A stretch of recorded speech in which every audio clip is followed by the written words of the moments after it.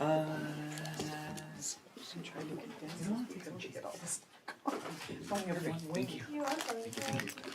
do a red Gatorade also. And how about some potato chips? Thank you. I'll just take a fresh. Thank you. Appreciate it, thanks. Thank you. Oh, I'm okay, thanks. Flavored water and the red one, please. Thank you.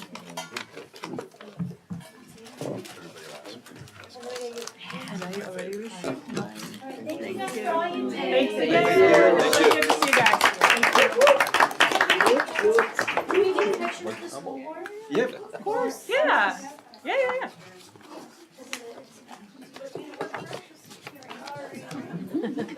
Do you want great, Erica? Do you want Janine to take it with one of your phones, or do you want her to? What do you want, hon? Okay.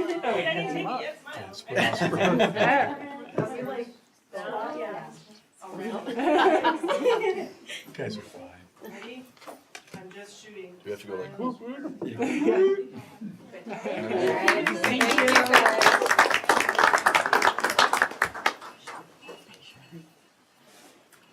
All right, it is now 6:14. We are out of closed executive session, and we will reconvene the regular meeting of the Board of Education with a pledge to the American flag.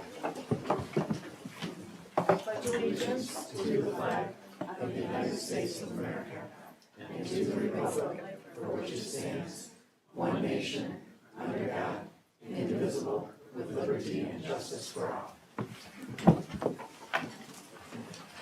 Roll call, please. Mr. Booker. Here. Mr. Dieselmeyer. Here.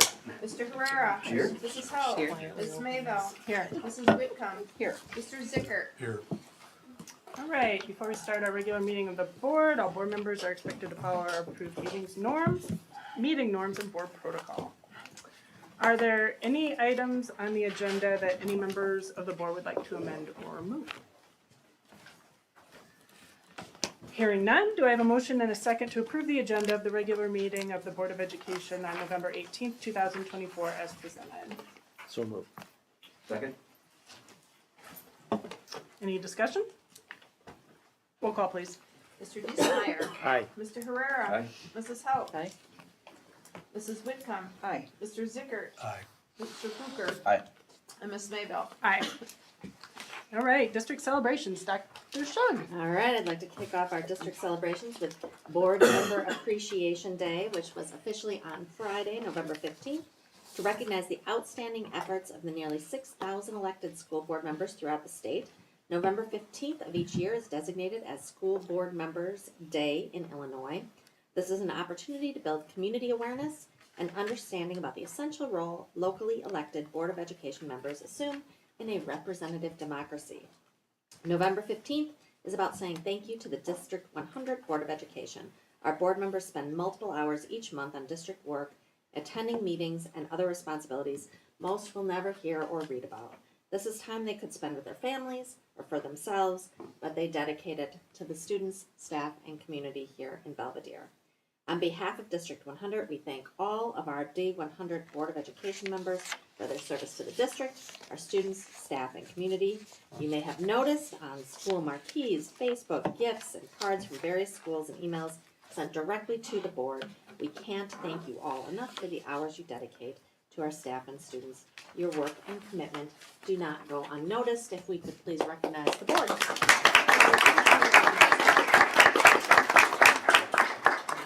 Thank you, Dr. Shug. Next we have, let's see, Golden Apple Foundation nominees, correct? Or Correct. did I skip ahead? Nope, you are absolutely where we are. And we want to congratulate all of our amazing pre-K through 5th grade teachers, which is the group that is being recognized this year for being nominated for the 2025 Golden Apple Award. Your dedication, passion, and unwavering commitment to our students' growth and success inspire us every day. Thank you for making a difference in the lives of our youngest learners and for always going above and beyond. And thank you to all of our parents, students, and community members who took the time to submit nominations for over 75 of our amazing educators. We wish all of our nominees the best of luck in the next steps of the Golden Apple selection process. And you can find a complete list of names attached to our agenda in board docs. We are so proud of those teachers nominated and of the outstanding work that happens in the district here every day. All right. Keep going. Yeah, keep on going. We are also really excited that Dr. Tony Sanders, Illinois State Superintendent, gave District 100 a shout out in his weekly messages. It is with great pleasure that I share that he stated, every morning since the release of the report card, the Illinois report card, I've been greeted by dozens of news stories touting the incredible progress of Illinois schools and districts have made over the past year. For example, first example that the State Superintendent of Schools mentions is Belvedere District 100, a Tier 1 district near Rockford, has been focusing on solving chronic absenteeism. The district brought its 2022 rate of 40.5% down to 30.7% in 2023 and down to 22.2% this year, below the state average of 26.3%. This is a truly, in the number of districts in the state of Illinois, to be recognized by the state superintendent is really an incredible achievement. And I just want to say our principals and our teachers have worked so hard on this goal of reducing chronic absenteeism. And I'm just so proud and happy to be able to share that accomplishment with all of you. That's awesome.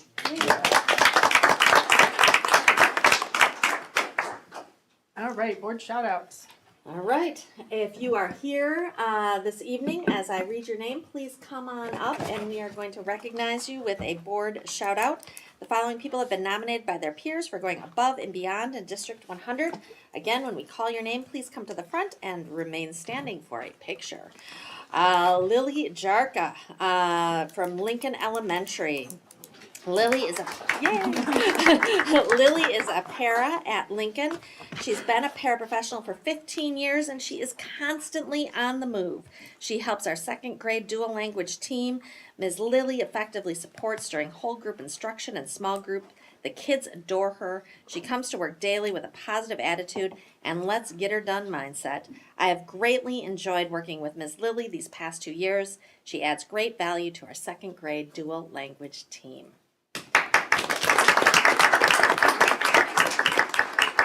Mark Snyder from Perry Elementary. Mr. Snyder was my elementary teacher and all of my siblings' elementary school teacher.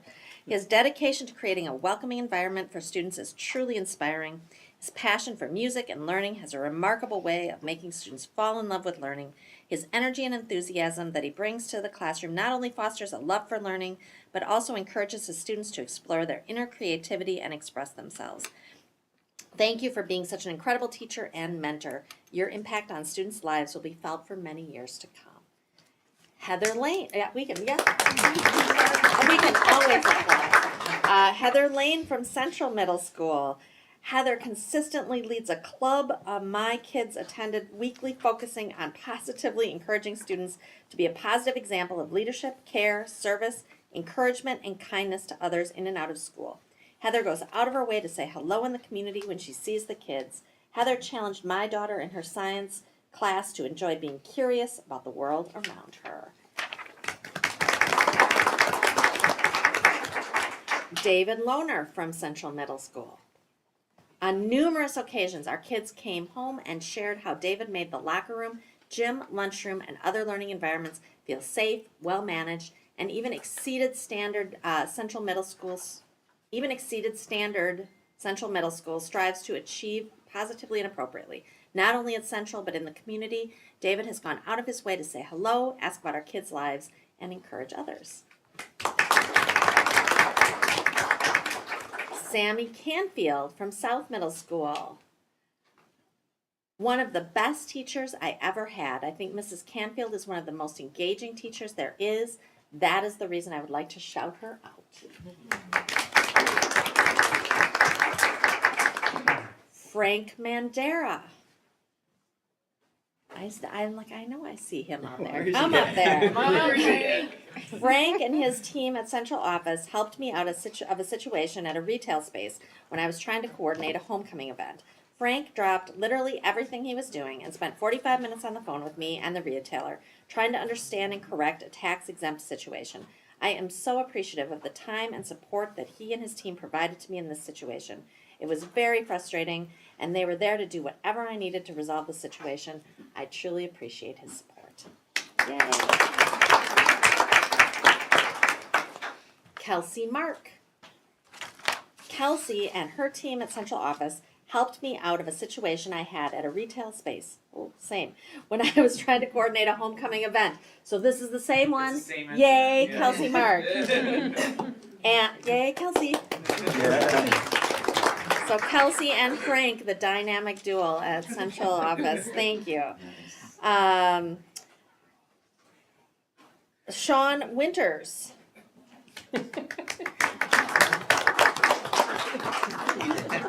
People are standing up. I want to celebrate Sean Winters and his team for making our parking lot safe. He replaced the light heads in the parking lot, and it is nice and bright out there after we're leaving after dark. Thank you, Sean. And I see some of you out there in the audience. We've got Olivia Acosta, Courtney Atkins, Maria Alvarado, David Avila, Michelle Benitez, thank you. Jamie Bogus, ooh, this is tough. Carol Boring, David Carson, Lorena Castillo, Kathleen Dingle, Kristen Endres, Hallie Frey, Jonathan Gates, Christina Gauchinor, Shelley Gruska, Jessica Graffi, Jennifer Hunter, Megan Johnson, Jan Jurek, Lydia Lentz, Jennifer Little, Consuelo Laredo, Patricia Magallanos, Renee Mandujano, Beth Marchini, Jen McCormick, Coral Nava, Sean Numas, Gabriela Nunez, Karen Ortiz Rendon, Teresha Prophet, Scott Ramsby, Lulia Sarmiento, Jordan Thomas, Lisa Yates, and Megan Zanacco. I am so sorry, but I am very proud of all of your efforts. This wonderful group of professionals supported our SIP Day small group facilitation after large group sessions on inclusive practices with the focus on special populations, special education, EL, gifted, etc. They went above and beyond by preparing for small reflection groups, adding additional sessions, providing their input on the flow of the reflection groups. We greatly appreciate their work, input, and professional genius in support of inclusion, inclusive strategies for student benefit, and various resources shared with staff. Thank you all so much for all of your efforts, and thank you all for being here tonight. We are so happy to be able to recognize you. Thank you.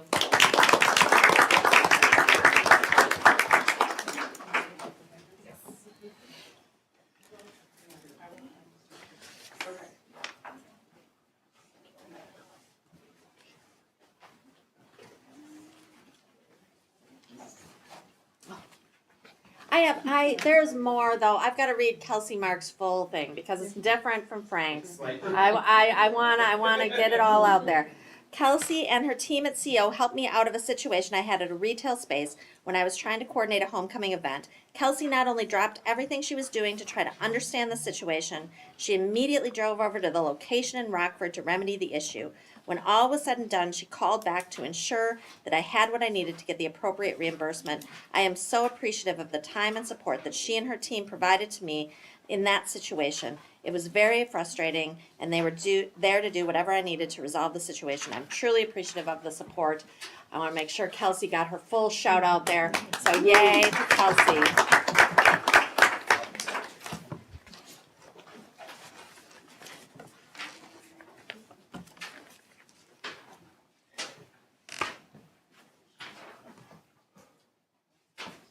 And yay to our extraordinary board president who has been sorting through all of these documents.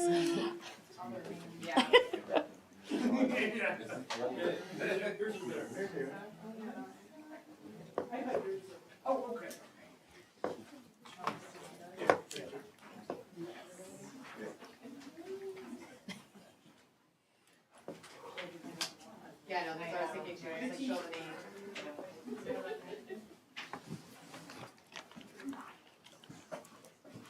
He's back. Perfect. Thank you.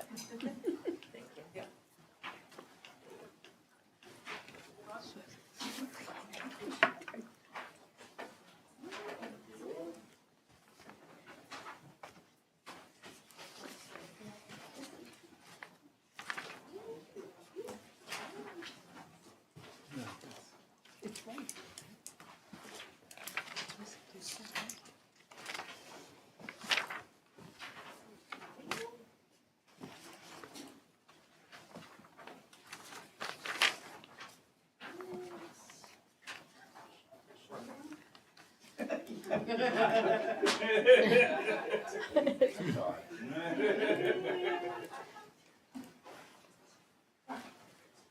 done.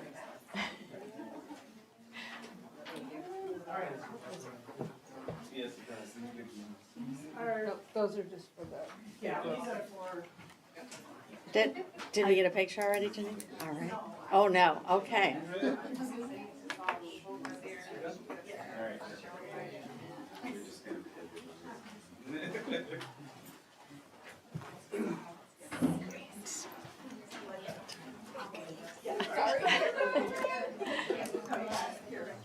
We, 6'4" people standing.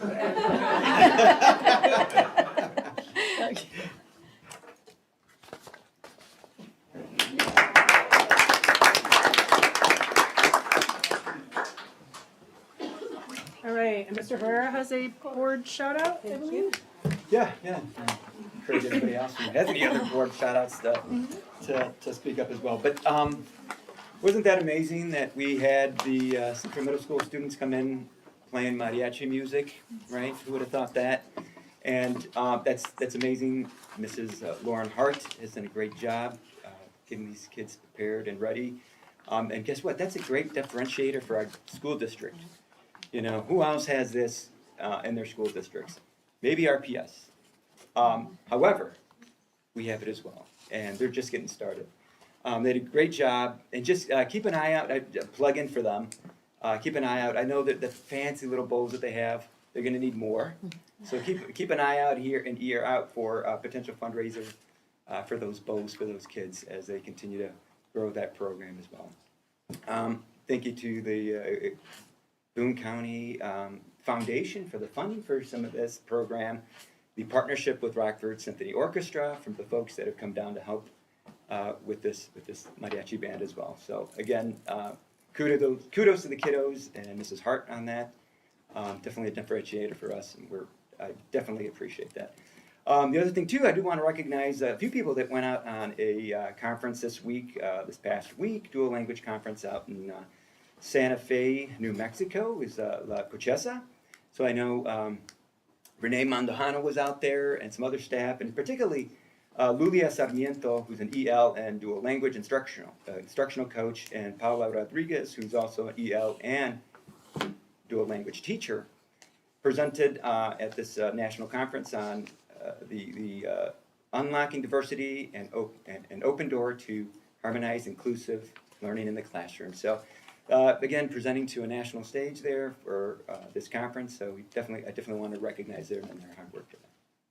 All right, thank you, Mr. Thank you. Herrera. Yeah. Anyone else have anything they'd like to add?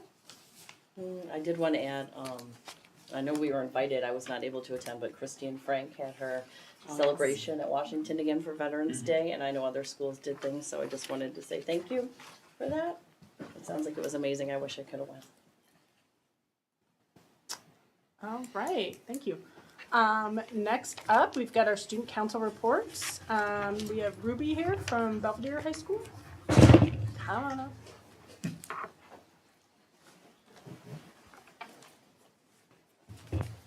Hello, I'm Ruby. I'm from Belvedere High School, and I'm here to read your board reports. At Washington Academy has had an inspiring and eventful month. We recently hosted a memorable Veterans Day celebration, welcoming over 40 veterans who read stories to our students. This culminated in a school-wide assembly to honor their service. It was a meaningful day for our school community. We also thrilled to celebrate our recent growth on the state report card, a testament to our staff and students' hard work and dedication. With American Educators Week underway, we're taking this opportunity to express our gratitude to our fantastic staff for their unwavering commitment and contributions to our success. For Meehan Elementary School, they recently hosted a highly successful trunk or treat event for our school community. Over 200 families participated, and it was a wonderful opportunity for our families to come together, celebrate, and enjoy a fun and safe environment. Also, in honor of Veterans Day, our students participated in several meaningful activities to express gratitude for our veterans. These included shared photos, writing thank you letters, and inviting veterans into classrooms to speak with students. It was a great experience for all involved, and we are so proud to have recognized and honored those who have served our country. Finally, we continue to see positive outcomes from implementing the PlayWorks program at Recess. This program has helped foster a more positive, engaging environment. We are pleased to report a noticeable decline in accidents and conflicts during recess. Way to go, Mustangs. South Middle School does not have a report. Belvedere High School has a report. Has recently celebrated School Psychology Awareness Week, World Kindness Day, Sophomore Class Appreciation Day, Veterans Day, and School Board Member Appreciation Day. In academics, compared to the first quarter 1 year ago, this year, BHS has 12% increase in students passing all coursework and 17% increase in English learning students on track to earn 6 credits.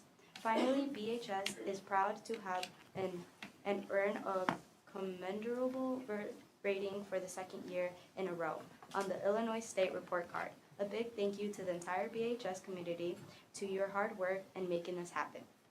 Everest High School has no report. Thank you. Thank you, Ruby. And next up we have Leilani Mora, Belvedere North High School.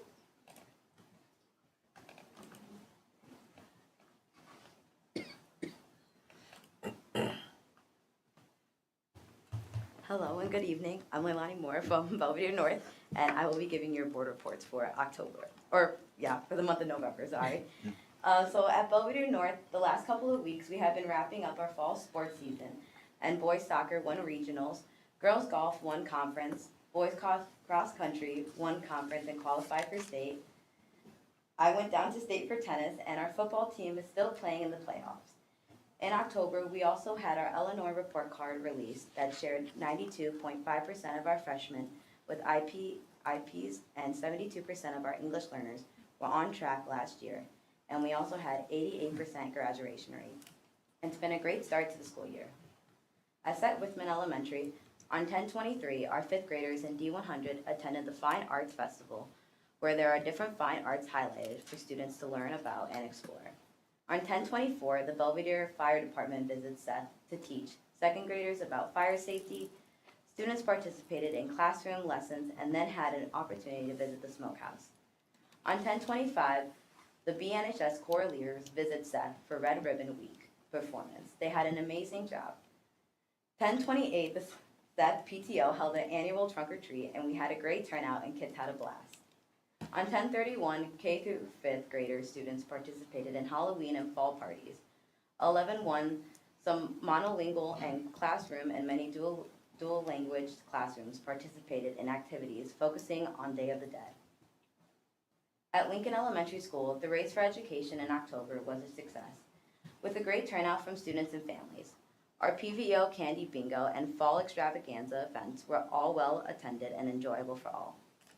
Assemblies were hosted, the Red Ribbon Drug-Free Tour, which provided an engaging assembly for the students. Classroom activities, all classrooms celebrated Halloween with various fall theme activities in science, math, and reading, enhancing students' engagement and learning.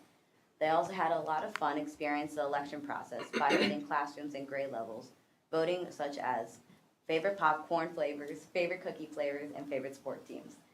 We also had several guest speakers coming to share the importance of Veterans Day. At Caledonia Elementary, the school year is rolling right along at Caledonia. We opened the month by having 2 successful nights of parent conference. Additionally, our activities for Election Day and Veterans Day went smoothly, and the students engaged wonderfully. I'm also excited to share that we have an upcoming PTO-sponsored family skate night. We are continuing to look for ideas to bring our community together in fun ways. As we approach Thanksgiving, we look forward to an opportunity for reflection and gratitude.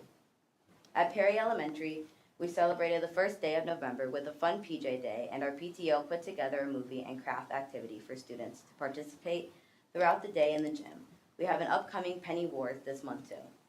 Music Club is up and running, and we are so excited to offer this to our students this year. Big shout out to Ms. Solomon. We celebrate Veteran Day by honoring our staff members who have served. A big thank you to Mr. Sullivan, Ms. Roach, and Mr. Solner for this service and their bravery. We are holding parent-teacher conference this month. Thanks to all our families for their time and partnership. Finally, trimester 1 report cards come home on Friday, the 22nd, and we are looking forward to Thanksgiving break at the end of the month. At Central Middle Schools, our NJHS and Student Service team did a Red Ribbon Week last month to help promote a positive drug-free lifestyle. They had fun activities during lunch and supported by the Boone County Drug Coalition, planned fun spirit dress-up days, and also completed a door decorating contest. In addition, NJHS hosted a Halloween carnival for staff and their family. A great time was had by all. Check out some of the photos from these events on the bulletin board here for some boardroom. PBIS hosted a fun game after school for students to come play board games or card games with their friends. We look forward to the fall open gym and dance on the 15th as well. We also celebrate that 555 out of the 900 students have earned a 3.0 or higher to earn a spot on the honor roll for quarter 1. No. Thanks.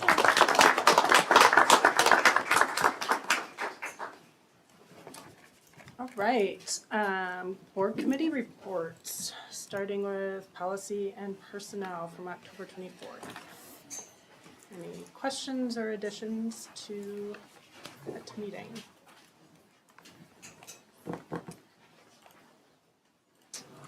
All right, we have a first reading for policy 4160, purchases and contracts. Mr. Zickert or Dr. Shug, do you have anything you'd like to highlight from this policy? I mean, I wasn't there that day, but I also, I saw it before when we were at business services meeting. This is the one over the Project First Rate presentation and stuff. I read it, I saw the presentation, I didn't see the presentation at policy, but I'm assuming it's the same one it was at business services that I did see and participate in. I read in here that Rockford does do it, but Rockford adopted it with the word may in there, so it was kind of a roundabout way saying, yeah, we can think about it if we want to. I'm worried about, I saw Mrs. Mayville had some concerns about the small contractors and things like that. I also think it's a solution searching for a problem. To my knowledge, we haven't had any problem with this before, and nobody's voiced a problem with this before. And I think for us to do this, it didn't come from the administration for one thing, but that's not the only reason. That we have to have some foreseeable reason to want to do this other than, I mean, I know it was voiced in there that we want to make sure we have quality contractors and things like that. I'm assuming we do now. I mean, I haven't heard any bad reports that we've had unscrupulous contractors and people that can't do quality work and things like that. So I guess that was my opinion on the policy.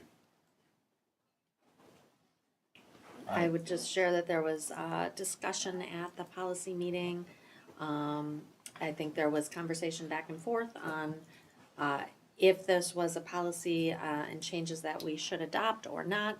And the opinion of the committee was to bring it forward to the board for a decision one way or the other. We did have a representative from Project First Rate there to talk through the definition of responsible bidder. This is a first read. We certainly also can make revisions to the policy as well. I would agree with what Matt said when it came through business services. This wasn't brought through from any administration or anyone else, and there's no dire need for it, so I don't really see the screaming why for this. All right, so where should we start? I think Mr. Zickert asked the foreseeable reason, or the question why it's being brought up. And here's the reason why. We've got about just a little over $30 million of improvements that we're going to be making in years 1 to 3 in our 10-year master facility plan. Of a $110 million master facility plan that we're looking at, that's a lot of money It's a lot of taxpayer money that we're putting out on projects to make sure we're doing those projects correct. Right, so this gives us an opportunity to work with contractors with whom they hire and employ their staff that have gone through apprentice programs equivalent to, if you were to compare it to a 4 or 5 year degree, they've gone through a program, an apprentice program to master their craft and their trade. And so that we should feel comfort when we're spending taxpayer money in the millions that they're doing a good job for us the first time, without having to go back and find issues down the road, if you will. So that's pretty compelling. We're protecting taxpayer money. I guess none of us are against protecting taxpayer money by any stretch of the imagination. In fact, I'm usually the one here that's probably does that as much or more than anybody.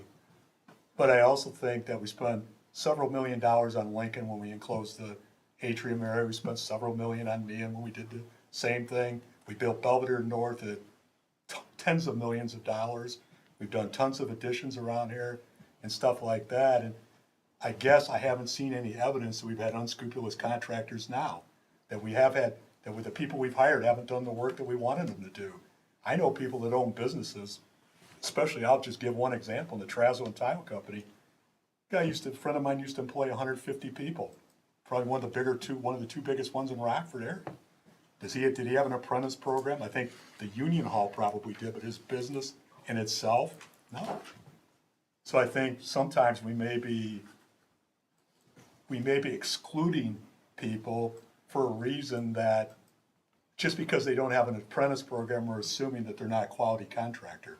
And I haven't seen any evidence yet of any project we've done in Belvedere that I've ever seen or heard of that we've had that as an issue.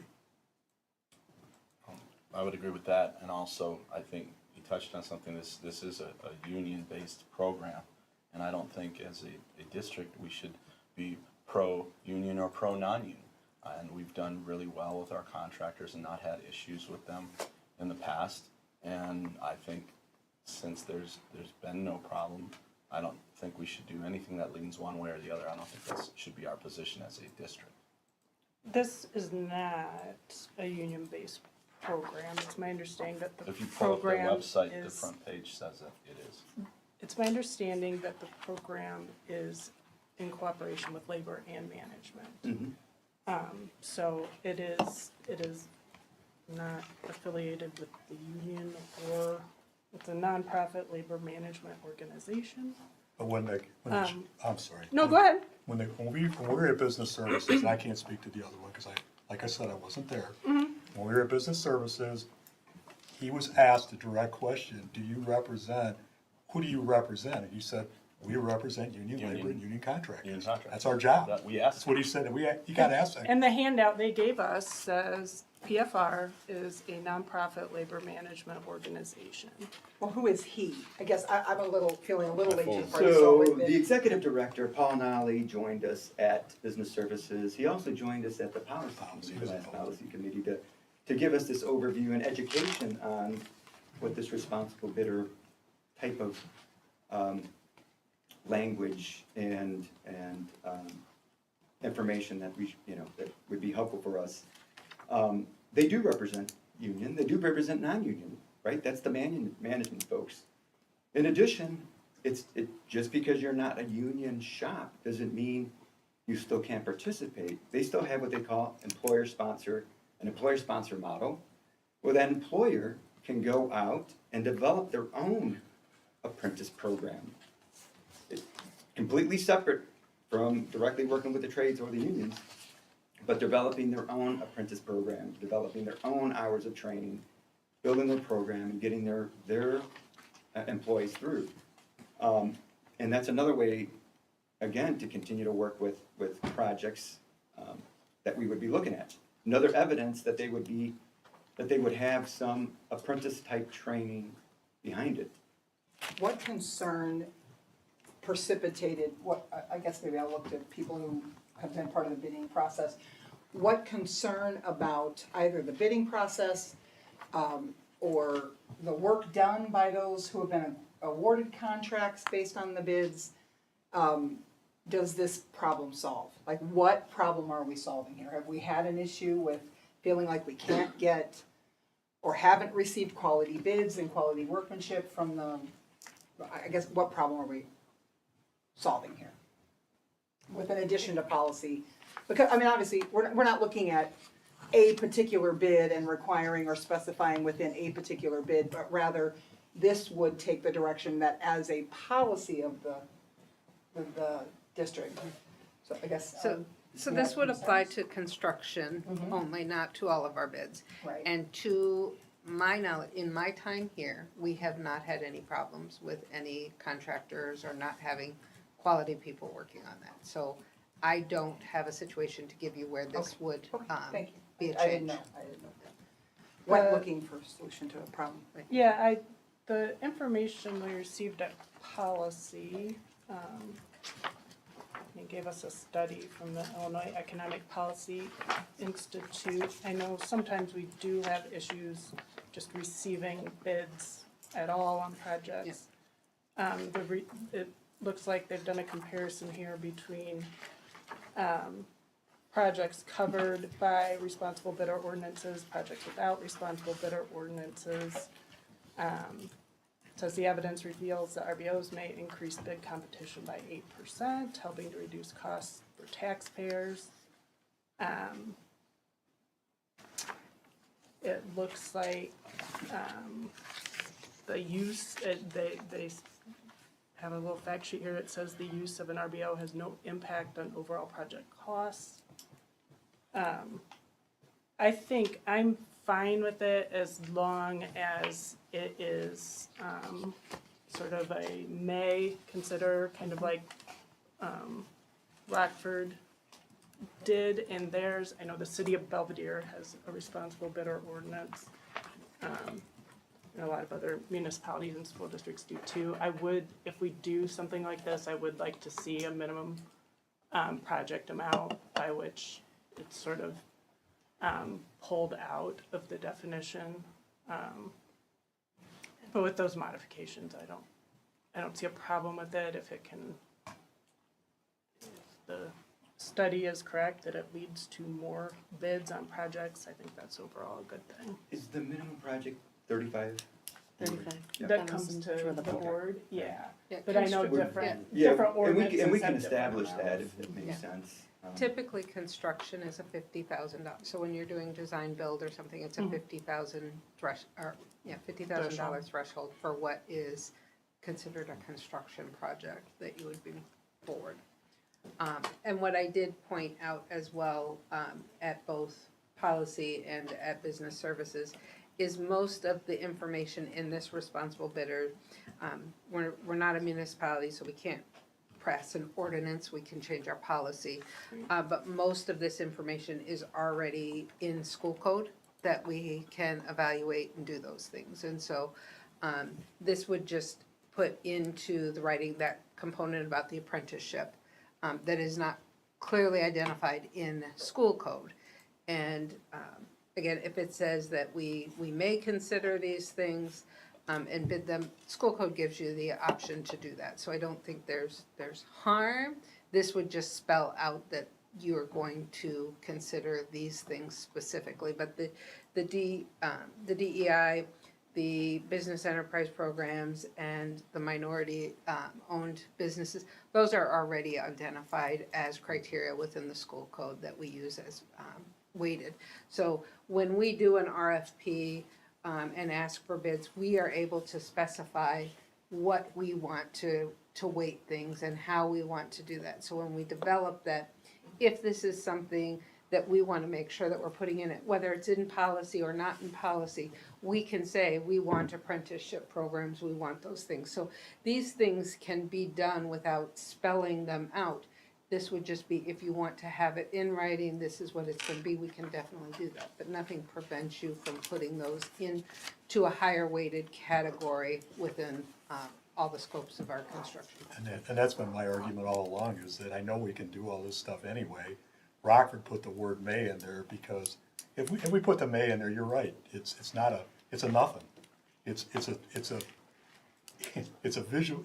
visual say, yeah, we can think about it if we want to, which we can think about it if we want to anyway. I mean, there's, other than putting language in there to say something like that, it really doesn't mean anything. And I think that just, again, exemplifies why it's a solution searching for a problem. We haven't had a problem. Why did we search for a solution? If we haven't had a problem, nobody can tell us a problem we've ever had, period. So I guess I'm wondering again, why are we searching for a solution? I think we have had situations where we have trouble getting bidders on projects. I think that happens commonly. I agree, but I don't think having an apprenticeship or not having an apprenticeship is gonna aid us in having people bid on it or not bid on it. And what about all The study private they contracts? provided us says that Is there a way RBOs we do could, the rest of increase. us could get a copy of that? I'm sorry, I just looked to see Yeah, you if can it have was- mine. Okay, thank you. I thought, I just looked back to see if it was maybe in the personnel attachment, but I didn't see it, so. This is first reading, yes? Yep. It is Yeah, first yeah, reading. so we have time. Okay. And- Well, Miss- Yeah, thank you. And we can Sorry, I attach hadn't seen it for a Yeah, second that'd be reading great. as well. I We mean, can do I that. hadn't seen any of this. It's my understanding there's a number of governmental bodies in the area that work with Project First Rate, right? It's not just RPS, but it's Winnebago County, Roscoe, Rockton, Chesney Park, Loves Park, Rock Valley College, City of Belvedere, right? So those are all entities that can spend a significant amount of money. And I think that's kind of the point, right?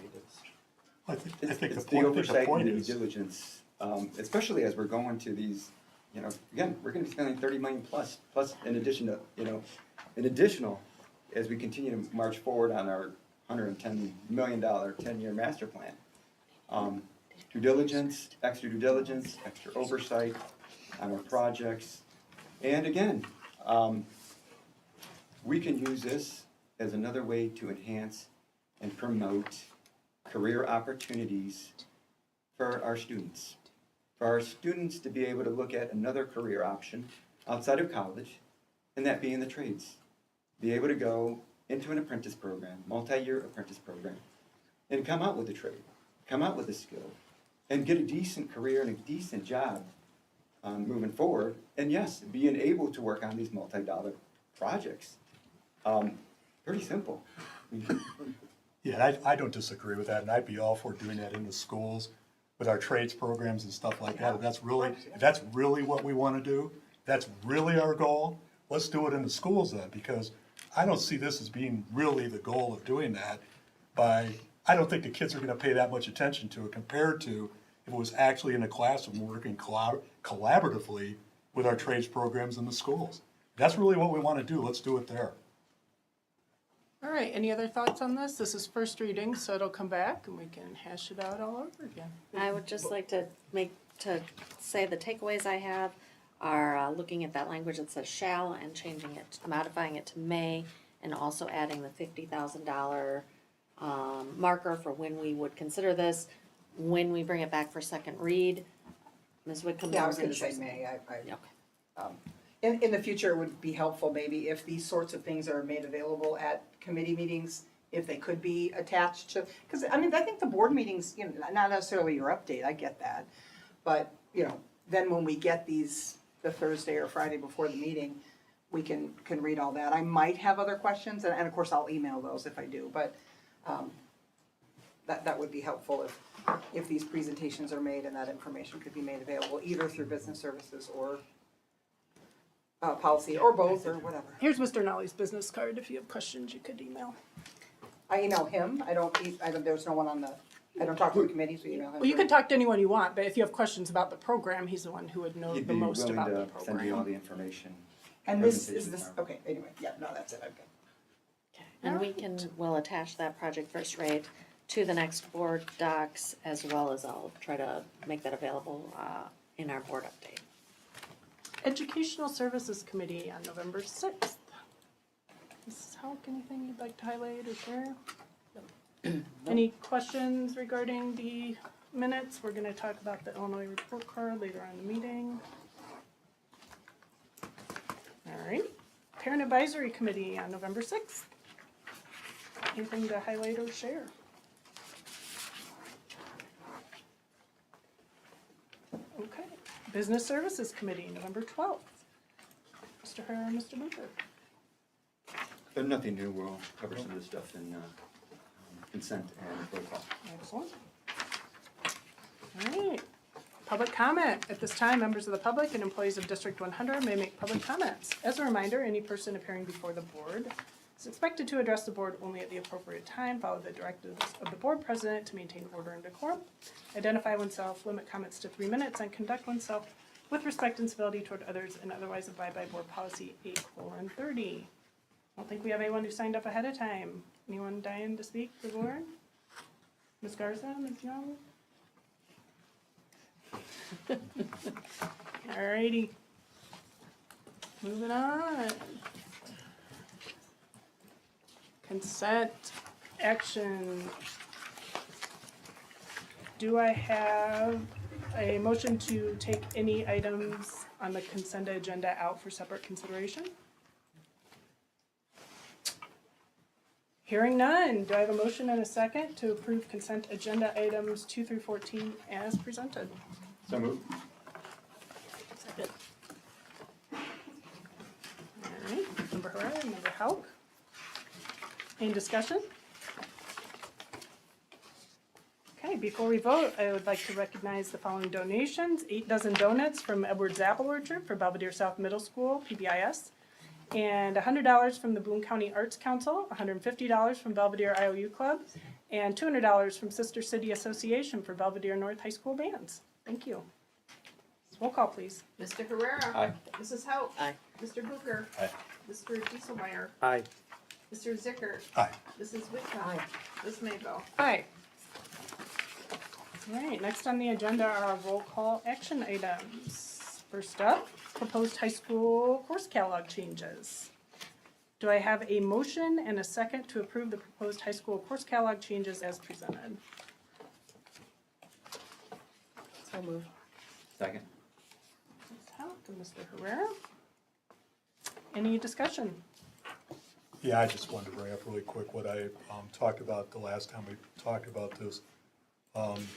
Usually it was an English 11 discussion, accelerated English 11 discussion for me, but that's been taken care of like I thought it would be, and just not a bad thing. It's the math proposal on the reducing pre-calc from a year class to a semester class and replacing it with taking pre-calc, a year-long pre-calc class and making it a semester trig class paired with another class.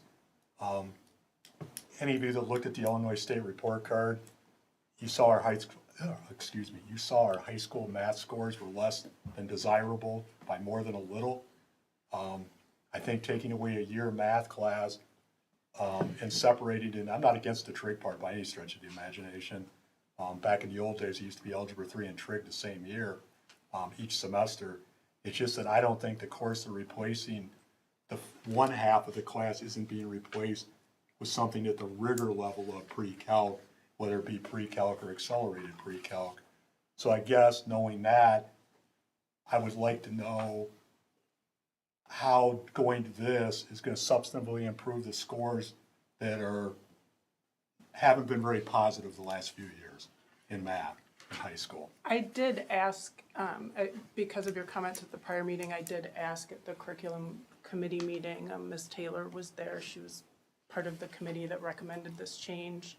And her comments were twofold. One was that the kids who are taking trigonometry and pre-calc are not the kids who are struggling to make progress on our math report card. And her second comment, I believe, was that the committee believes that they can get more kids to take trigonometry as kind of a more advanced math class than pre-calc, because trigonometry is at least seen to have more real-world applications, especially in the trades. Did I sort of summarize that correctly, Dr. Carson? Yeah, I think it's important to note we still have AP pre-calc, so students still can take a full year of pre-calculus if they Right. choose to do so. Yeah, but Ms. Taylor felt pretty strongly that this would be a way to get more kids into advanced math courses, and she didn't see it as it, she thinks that it could only be a good thing as far as our progress in math.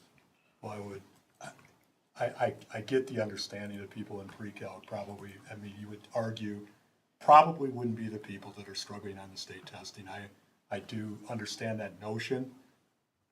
But looking at reality, which I'm looking at right now, less than 1 in 10 kids in our high schools and juniors are at grade level at math. 9.8% met and exceeded when the state average was 26.1. And it's gone down from 18.8 to 9.8 in 4 years, the last 4 years. So I'm thinking that the notion that those kids are doing well on the state testing may not exactly be accurate. Because it can't be that many kids in the other classes that would get us to the 9.8 overall for meets and exceeds. I mean, we're 2.5 times below the state average. Not just a little, 2.5 times below. Yeah, I think that not changing anything, though, is not the way to go. And the committee, and I wish Ms. Taylor was here tonight to speak on it, but she felt pretty strongly, and so did the other math teachers, that this could pull some kids into the trigonometry class that are not taking it right now. So for me, the fact that it's our teachers and staff that are recommending this as part of our move toward hopefully improving math scores. But I think it's my job as a board member to point out, and I've done this consistently for about 8 or 9 years now, the last 3 on the board, this will be the 4th year on the board, that I'm not against trying to improve it. I'm really not. I wanted to improve it. I wouldn't keep bringing it up all the time. I mean, I'm really passionate about this stuff. I mean, this is the first time in a long time we've talked about these test scores in November, and I'm very happy about that. That's not accurate. It hasn't been any time when I was on the board until last year. When I asked to put it on, it is accurate. It's not. Okay, we can argue about that some other time, but it is accurate. But I guess the truer thing is that we're 16.3% below the state average, but if you want to look at it, that's just in percentages. That doesn't even talk about the reality of it's 9.8 to 26.1. And before that, it was 12. I mean, we went down. I know we like to throw percentages around to use it to our advantage. We're 25% below last year. This year, 25% below. We're 20% below the year before from that number, and we're over 20% below that number from the year before that. So I do understand the fact what we were doing isn't working. I do understand that. I guess I'm just looking at it as it would have been helpful, I guess, to have a rationale other than more kids taking trig on how this was going to boost the scores. That these kids, by taking the trig, I think honestly is a fair trade for pre-calc. I'm not arguing that in the least bit. I think that's very equal for the semester of trig versus a semester of pre-calc. I think that's very even. I'm more nervous about the substitute for the other semester versus what pre-calc was now. That's what makes me more nervous. Okay, thank you. Yes, you do bring up the percentages quite often, and I think that this potentially has the potential to make a change. I'm glad that the math committee is offering some solutions. Do we have any discussion on any of the other course catalog changes? I will say this, it's along that and others. And it's interesting that this came up today because I was actually just talking to someone today about this, and it's a theme that I keep hearing, and I like the idea of getting more kids into pre-calc, but I don't like the idea if it is anything that is taking away rigor from our kids, because I hear continuously, and just heard again today from a parent, and these aren't people I know well, whose kids who've graduated, because I have older sons who have graduated in recent years, and they tell me the stories how their kids go to college, and some of these kids are in these advanced classes, some aren't, and they get there and they are struggling because they weren't pushed with the rigor that we might have needed to in District 100, and that's a reality that I have heard numerous times, and it's a big concern. So I am for getting more kids into these classes. We also have to keep the rigor or the level up for all of them, so when they go on to college, that they are getting, they're prepared for kids from other districts and everything else. That is a reality. I'm not making this up, and I've heard it from lots of people. That's something we should all wake up and look at because it's happening. I agree, and that's why I'm glad we're keeping our AP Calc, pre-calc class. That this is not doing away with AP Calc and that rigor that will prepare our kids for college. So, yes, I agree, we should keep those rigorous classes as well. Anything else? Yeah, I have a question. The Running Start page, adjustments to the AccuPlacer score requirements for participation in the program. What is that score change? What's the update? So there's a reduction in the score that's required for them to be able to gain admittance, and then the students are able to reassess in order to get placed into Right. the college level. And that's just for Running Start? Correct. Is that just for, Rock Valley has not reduced their AccuPlacer scoring for traditionally enrolling postgraduate, post-high school entrance, or they have? Have they reduced it across the My board? understanding is this mirrors the requirements that they have for Okay, so students. that's been reduced across the board. That's my understanding. And do you by any chance know the amount of the reduction?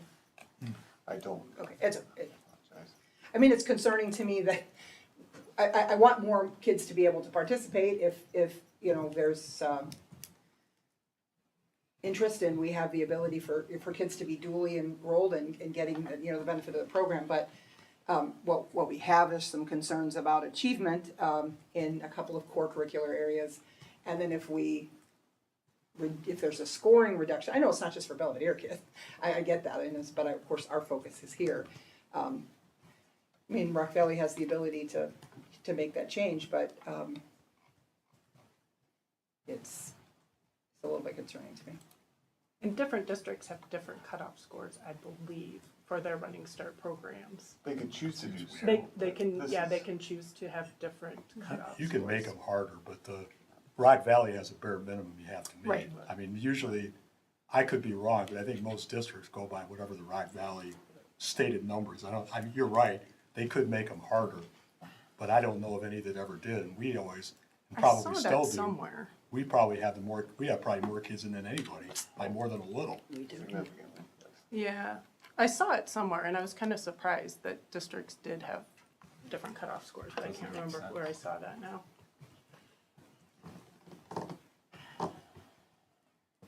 Alrighty. Roll call, please. Mrs. Hauk, Aye. Mr. Herrera, Aye. Mr. Dieselmeyer, Aye. Mr. Zicker, No. Mr. Booker, No. Mrs. Whitcomb, Aye. Ms. Mayville. Aye. Alright, next, phone system upgrade, server replacement. Do I have a motion and a second to approve the phone system upgrade or server replacement as So moved. presented?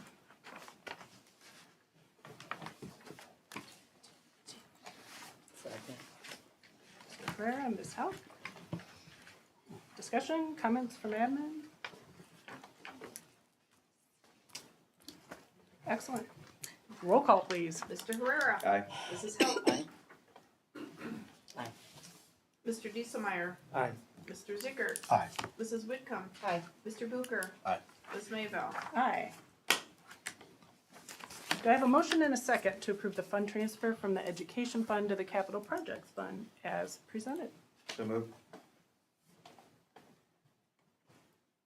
Second. All right, Mr. Herrera, Mr. Diestelmeyer. Ms. Armstrong, anything you want to add about this? No, it's pretty routine. Adam provided the resolution, made sure our notifications were in line, and said that he has done this multiple times, so had no concern over that. All right.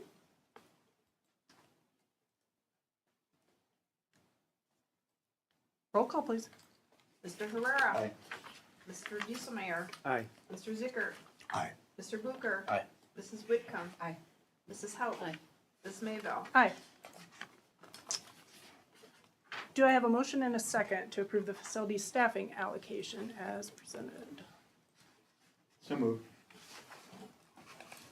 Second. Discussion. Yeah, I look at this on, for two things. One, we're it's a lot of money. I mean, I know we talk about being fiscal watchdogs or how we look at spending or not spending, and it was, when we brought up the previous one, is just look out for the taxpayers. This one's anywhere from $500,000 to over $750,000, or around $750,000. I know, sometimes I harp on too many of the same things, but sometimes it's because it's relevant. Is that back several months ago when we did the ESSER funding, we didn't struggle, but I guess it was a struggle is an accurate word. We struggled to cut $13 million that we weren't gonna get from ESSER anymore.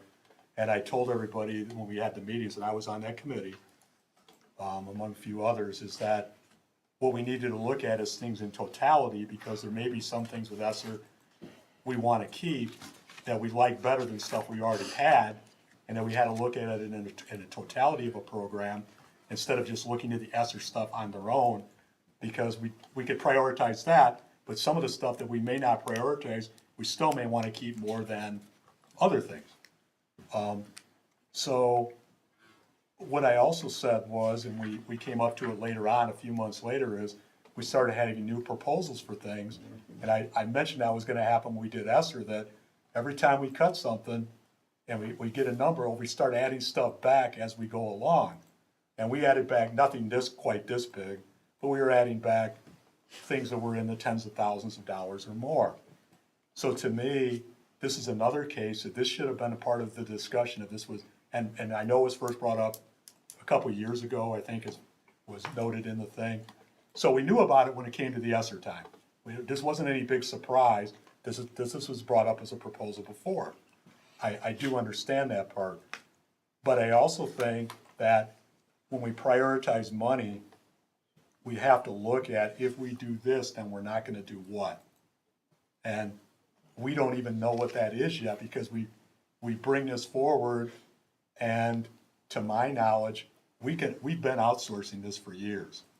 And I think, I know it can get more things done, I do understand that, but I was also around this district at a time when we had, the first group I was ever in contact with was the Mr. Comer and Mr. Blake, from the time I got here in 2008 up until the mid 2000, around 2015. And I think our buildings were in pristine condition back then. I mean, I know Mr. Comer had a reputation of being not the easiest person to work with all the time, but our building, I mean, the results were really, really good. And I don't think anybody complained about the condition of the buildings. Then we transitioned to the two Larrys and Mr. Brown, who were in charge of all these things, and I don't remember any big obstacles back then or big discussions, because like I said, I've been to every board meeting except a couple in the last 15 years. So I think I would have remembered if we had those, but I don't think we did.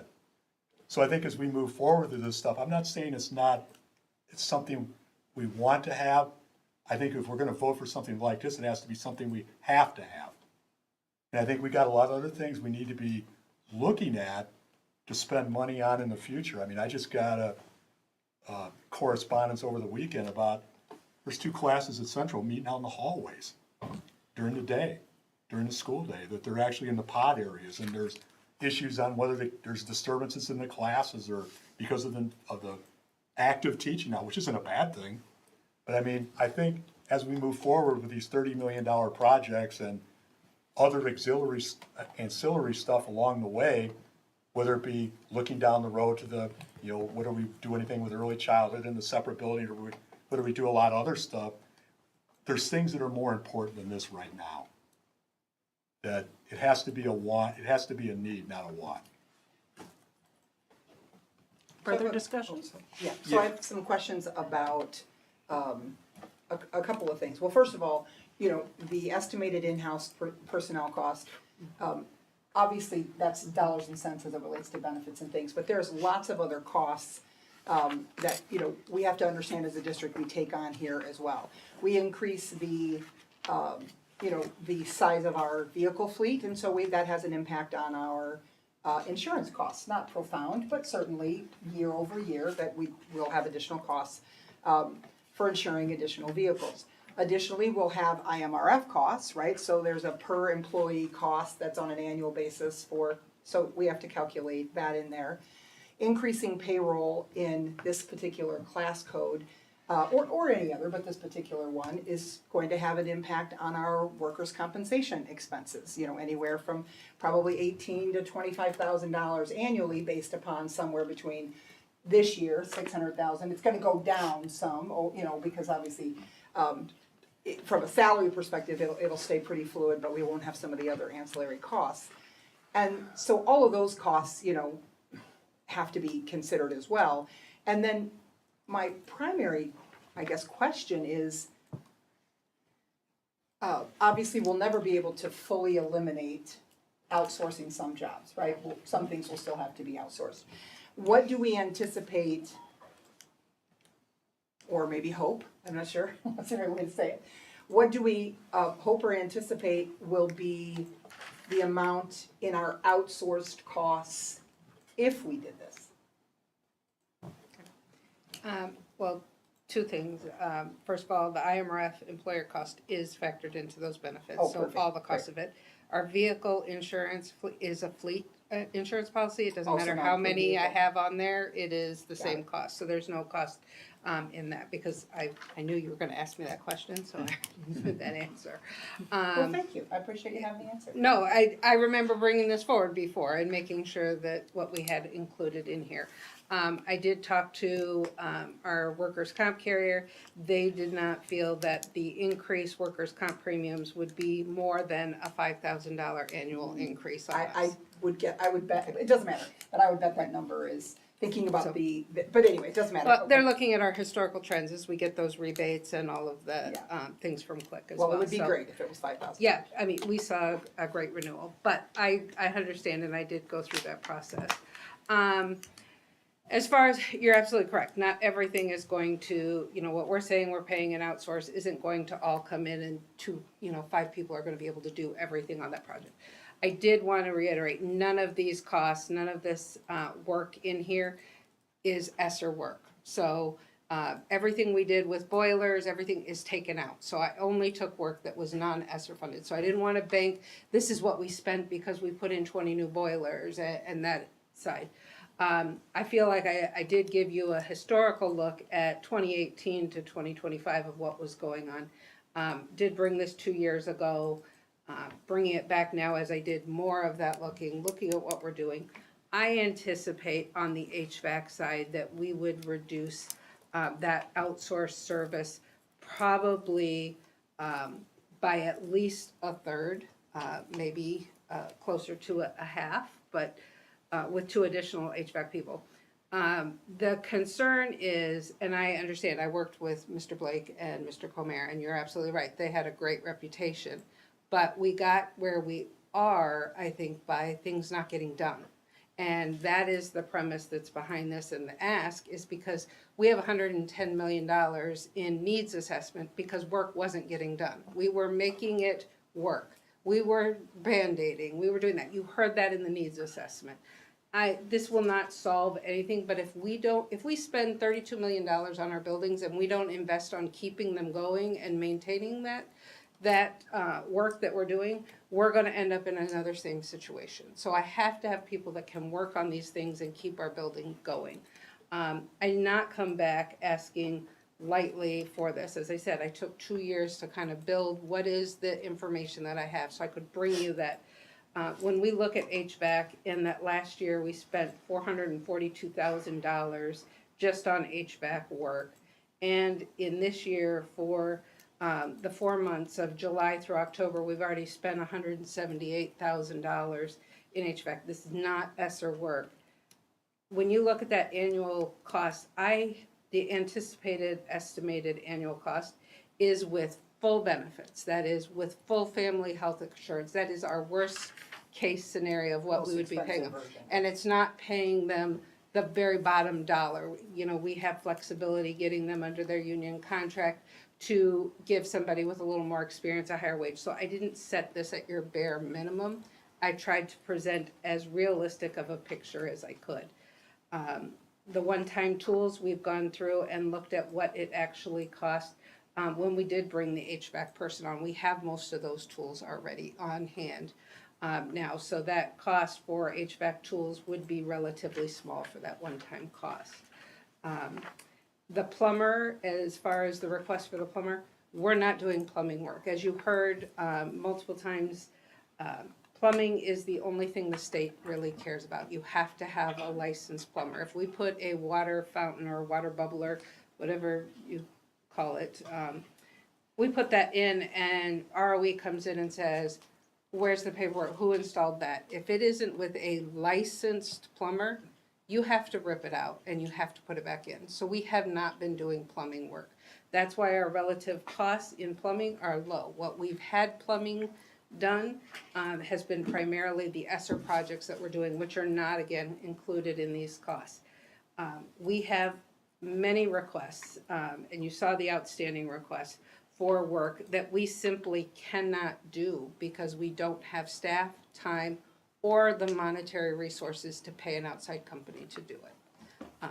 I guess my question is on that, I do concur with your assessment on the first part. I've shared this with Dr. Shug before, so this isn't the first time I've said this. Her and I had this conversation once before, about a month or two ago, probably a month and a half ago or so. That's immaterial. That when we talk about these things that haven't gotten done, it's been over a period of time. I do get that part.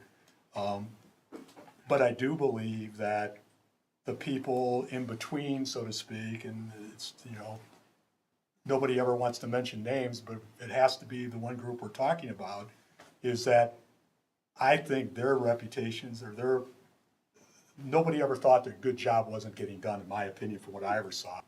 And then the board, to my knowledge, and like I said, I don't hardly miss any meetings.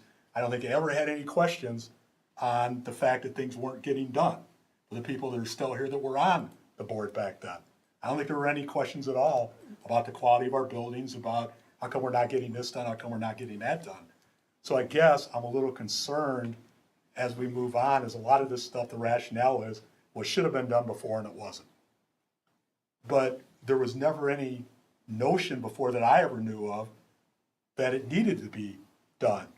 So I think I'm just a little concerned about how those two live with each other, so to speak. I do think that, some board members get a lot of texts from teachers and staff saying, hey, this is happening, this is not happening, this is not happening, and some don't. So things like a plumbing problem not getting resolved doesn't necessarily bubble up to the board level. So I wouldn't take it as, hey, we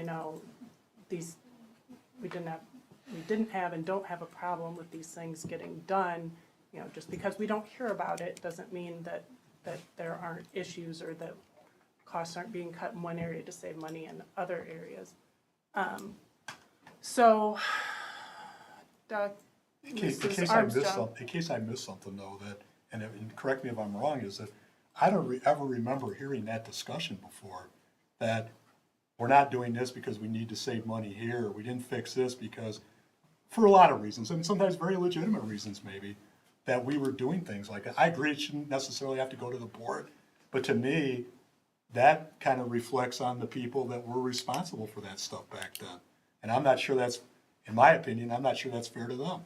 Well, I'm not sure that's a fair conclusion to make, but Mrs. Armstrong, how does this money fit into our budget? Well, at this point, we would be offsetting what we're spending outsourced money. I would budget for this fully in our next year's budget for them to be July 1. At this point, if we were going to look at filling these positions, we would be looking at probably filling them for a half a year at this point. And I'm sure that we could work that within the budget constraints that we have within the O&M budget to make do for the remainder of this year, because we do feel it's a priority. But it would be something that we would build in moving forward. As we have made the recommendation and the board has made it clear in my hearing that we are investing in our buildings and we are trying to make sure that we're doing things correctly. I would put this in those funds that we are committing to the buildings that we already said we're going to be coming out of O&M and our projects. So this is in our budget already for this through just offsets? Is that what you're saying? We would be able to offset some of the costs that we're having this year if we were able to hire someone in and get them trained. They're not going to see a huge savings this year, but we could probably work within our budget of what we have available to make the impact as minimal as we can at this point. But I'm not going to say it has a zero impact for this year. I have a couple questions. One, today, 2 positions for custodians were posted. Is that outside of this? Yes, with none of these positions have been, those were positions that have been vacated. We Okay. had either a resignation or Those are something. different. None of these And- positions would even be posted until we had an allocation approval from the board. Okay, and when I saw this, I had to go back and check my notes from the last facilities committee. We went over a lot of this kind of stuff, and you gave a great presentation, and we were talking about the needs. I do agree from your description of the plumbing situation, if that has to be certified to do it, that maybe makes sense that we do that. And on the custodial side, because it sounds like we're understaffed and they need help there. But as a whole, I've always kind of not been for becoming a construction company and having all these people in-house. And we kind of talked about this at that meeting. I went back to check my notes, and you had said that our work orders had been trending down. And at that time, that was only like a month ago, you said you did not foresee needing to ask to hire more people. So I was wondering what changed in the last, 30 to 45 days or whatever that was. What's happening is that we get bombarded at the beginning of the school year in August with a tremendous amount of work orders. We have been at 350 work orders up until last month. Now I believe we're at somewhere around 250. That's a lot of work orders.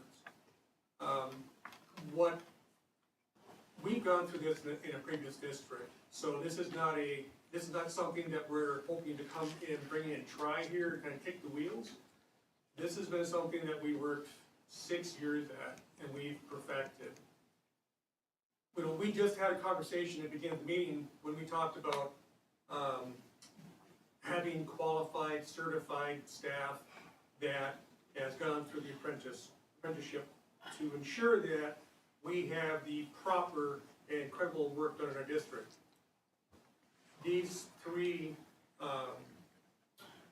areas, they all go through apprenticeship. But I guess my question was, though, at that last facilities meeting, we talked about that. You said you did not foresee a need to have any of these additional people at this time because you thought our work orders were trending lower, and we didn't need these extra people. I kind of think remember. Mr. Didn't we Winter say said that he was sort of prepping the committee That's because what I he was going to remember. bring this forward. Yeah. He actually said the opposite. Yeah, right now, 250 work orders is a lot. And, again, this is something that I'm not comfortable with, but if the board is comfortable with 250 work orders throughout the year, that's fine. But just be aware, you're gonna get emails, I'm gonna get emails. When we look at, bringing this amount of staff in, the first year, we're going to cut our costs by a third. The second year, we're gonna cut our costs by 3/4 to almost 8%. And how we do that is through training. Right now, we have 5 maintenance, 1 HVAC. The 1 maintenance person is working HVAC 100% to do the HVAC work. Right now, if you look at the description, over 100 work orders are either HVAC, electrical, or plumbing out of the 250. That's a significant amount of work orders. Now, Mr. Armstrong is correct. On the plumbing side, we don't do a lot of work in the plumbing because we can't afford to.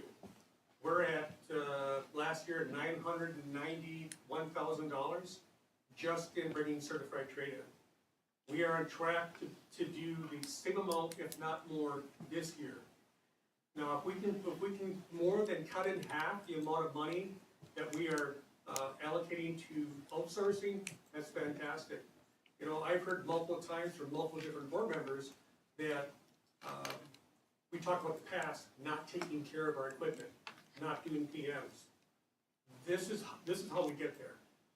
There's no other way that we get there unless you increase my funding or I do less purchasing in the buildings besides mechanical work. That's the only way I can get there. I've tried to squeeze every minute out of a day for our staff and every nickel out of a dollar that I can. It is I can't achieve that. And we are a victim of our own success with these work orders because we are showing our staff that yes, we will do these work orders. Yes, we will come into your classroom and we will do that. So the work orders are piling and piling and piling because we want to do the work and we can do the work. So this gets us to where we need to be. Yes, I fully understand that there is a significant initial investment, but I promise you that on this side of that, we're gonna get to where we need to be. And it's not just about saving money, it's also about getting somebody there now. As you know, we have a lot of HVAC issues, some significant. You all felt it in this boardroom about an hour ago, got really hot. That was an issue. Called somebody in, got it taken care of. I would love to bring our department to where it needs to be so we are responsive to our students. It's about the learning environment. We all know about test scores and if the classroom is too hot, too cold. Case in point, we have a technician from one of our vendors over at Everest. He's gonna be there 2 days because the building is either overheating or it's freezing. That bill's probably running about $4,000. If I bring in an electrician for 1 day, it's between $1,200 and $1,500. I can bring in electrician for this right here to put LED lights in, and this would probably cost me $20,000. I could do that in-house for $80 a fixture. A typical classroom that we change over to LED, I would say it's $640 a year. Just for the cost of the fixture. It would take me a little over a year for an ROI. To hire that out, you're looking at about 8 years. Multiply that by 800 classrooms. So it's well thought out. I'm not asking for, I know it seems like a lot, but this is where we need. This is what we need to have to get to where we need to be as a responsive department. I think $500,000 isn't a little sum of money. It's gonna grow. And these people aren't gonna work for the same wage every year any more than anybody else is. So $500,000, 550 now, be 600 something next year and close to 70 the year after. And we're still paying for materials and things like that. And we're still gonna outsource. I think the other point too is, speaking to the HVAC, you're right, we have a lot of HVAC problems, but we're spending millions of dollars on Washington, we're spending millions of dollars on South. It would be my hope we'd have a heck of a lot less HVAC problems coming up in the near future than we are now, spending $10 million or more on 2 schools on HVAC systems.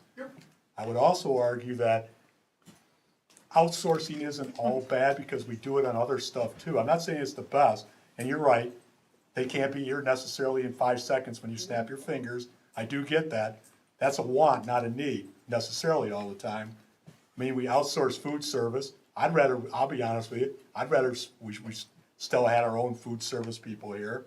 We outsource busing, which I still prefer the days when the kids knew their bus driver and they lived in their neighborhoods and stuff like that. The farmers did. I mean, we outsource that too. So, I mean, these things we've all done because somewhere along the line, strategically, we thought it was a cost benefit to do that versus what we were doing. We didn't want to be a contractor, we wanted to be an educator. I think that's why we did both those. Yep, and to your point about our staff wages going up, so's Helms, so the plumbers we hire, so the HVAC we hire, theirs goes up. And as far as the new HVAC being put in, we still have to do PMs on all those boilers, and they're about $2,000 to do one boiler. The board thankfully approved 23 boilers that we installed this year. Guess what, next year, we gotta do PMs on them in order to get state certification.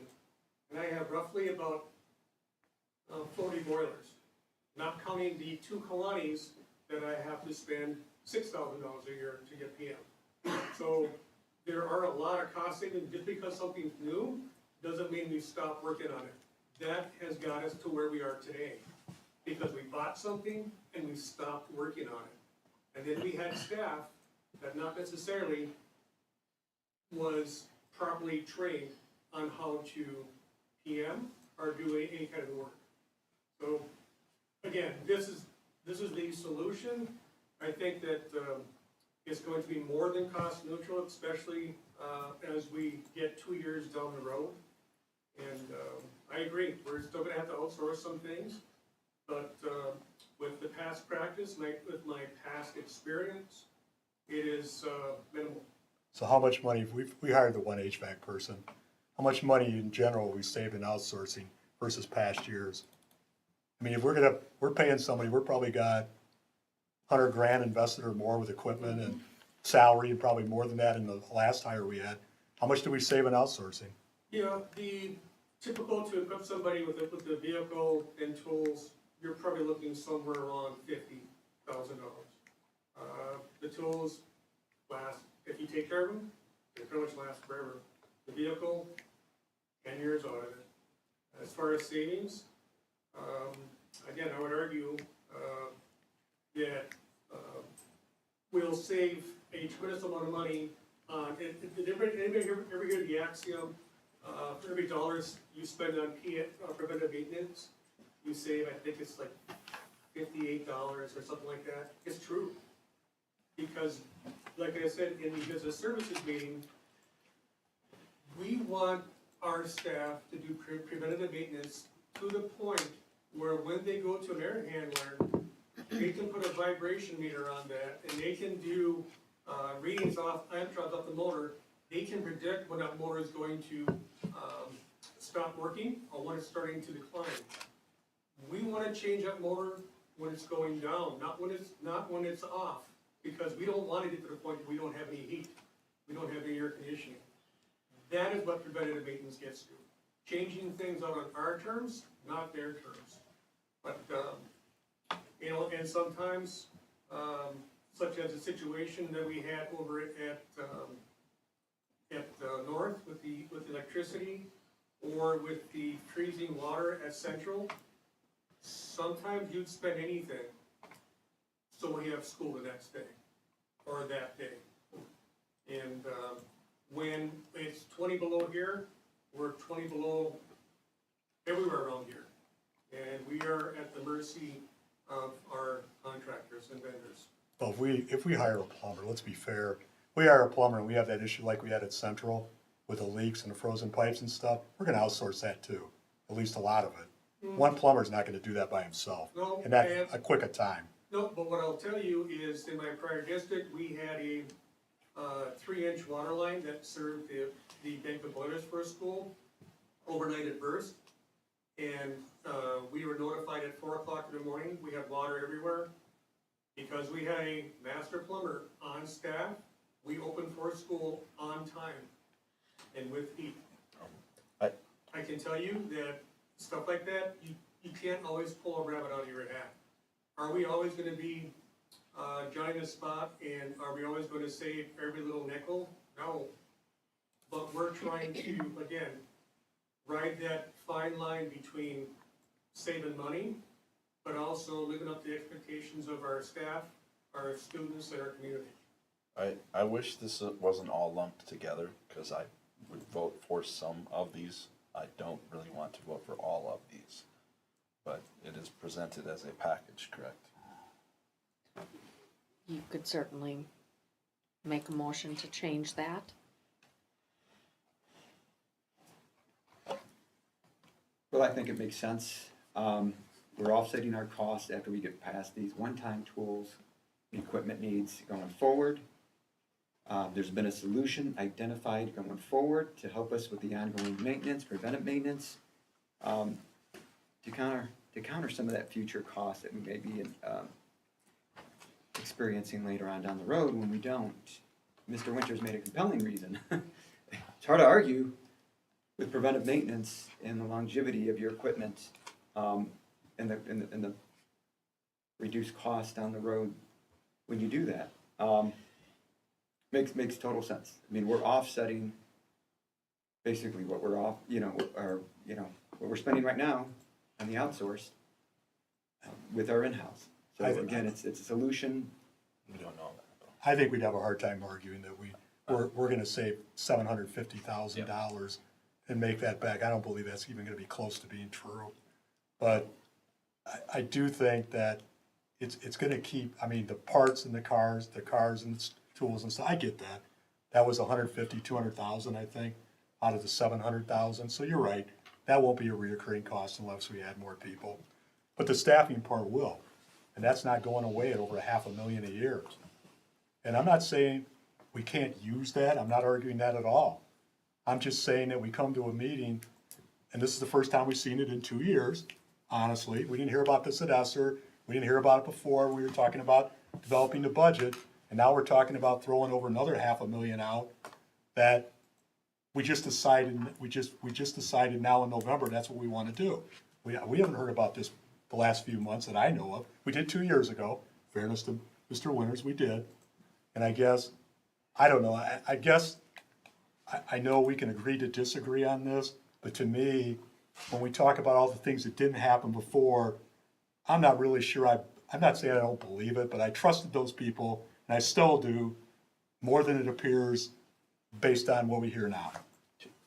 To me, if I'm hearing it correctly, I think the plumber and one of the custodians are more the needs, and the others are more wants.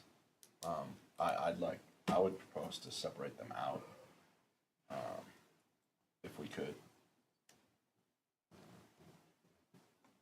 So you could make a motion Did I to make a separate motion those two? to separate out the each, whatever, electric, HVAC, plumbing, and carpentry, and custodial? Do I have a second? So what do you, I don't know, I guess I didn't understand your motion. So versus approving all of these positions, which is essentially what we're doing, right? That's the Separate, motion, yes. separate them out as. You want a separate motion for each one individually? Correct. Okay, I Oh, get it. for I each one understand. individually. I understand now. Okay.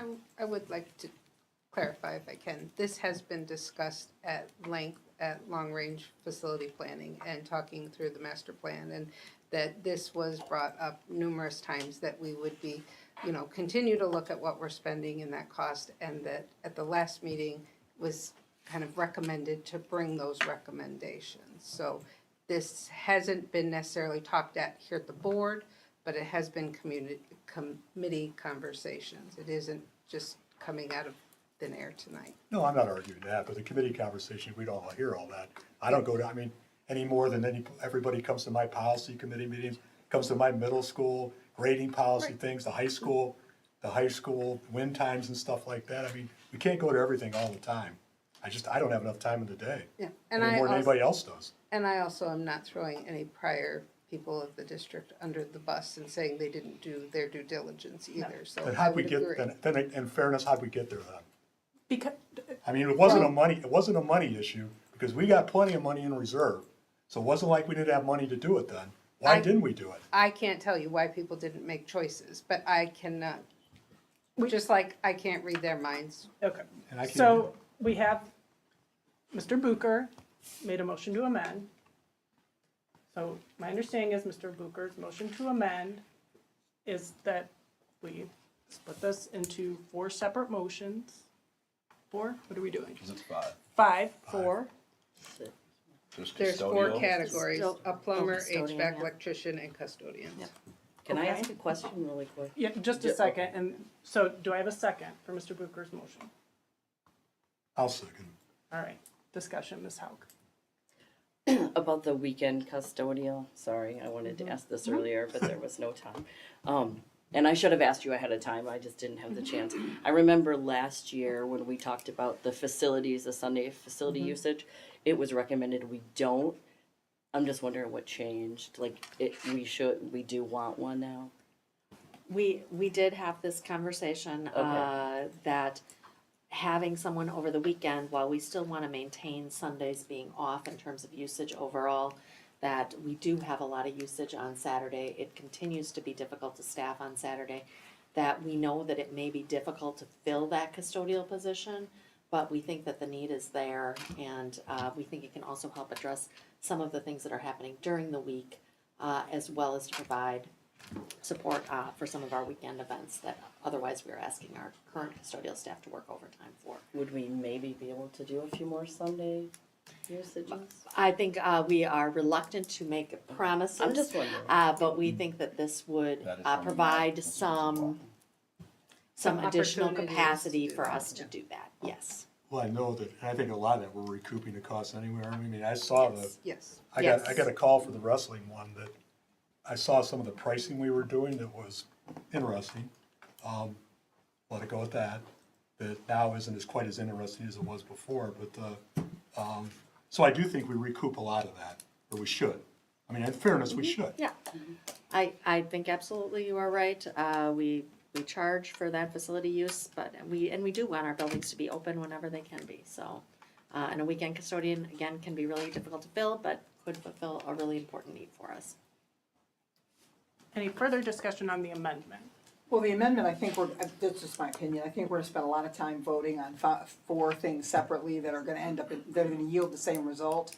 So I guess I feel like it's probably not necessary, but that's just I would agree, I don't see the need for it. Okay, well, we got a motion and a second, so unless we have any more discussion on that, we're gonna vote on the amendment. Okay, roll call, please. Mr. Booker, Aye. Mr. Zickert, Aye. Mr. Herrera, No. Mrs. Whitcomb, no. Mrs. Hauk, No. Mr. Dieselmeyer, No. Ms. Mayville. No. All right, back to the original motion. Is there any further discussion on the original motion as presented?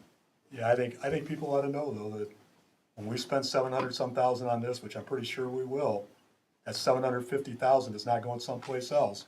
So just know that we had many, I know Mrs. Armstrong said this is talked about at committee. I don't remember hearing one word about this at the ESSER money or times when we were cutting budget and comparing.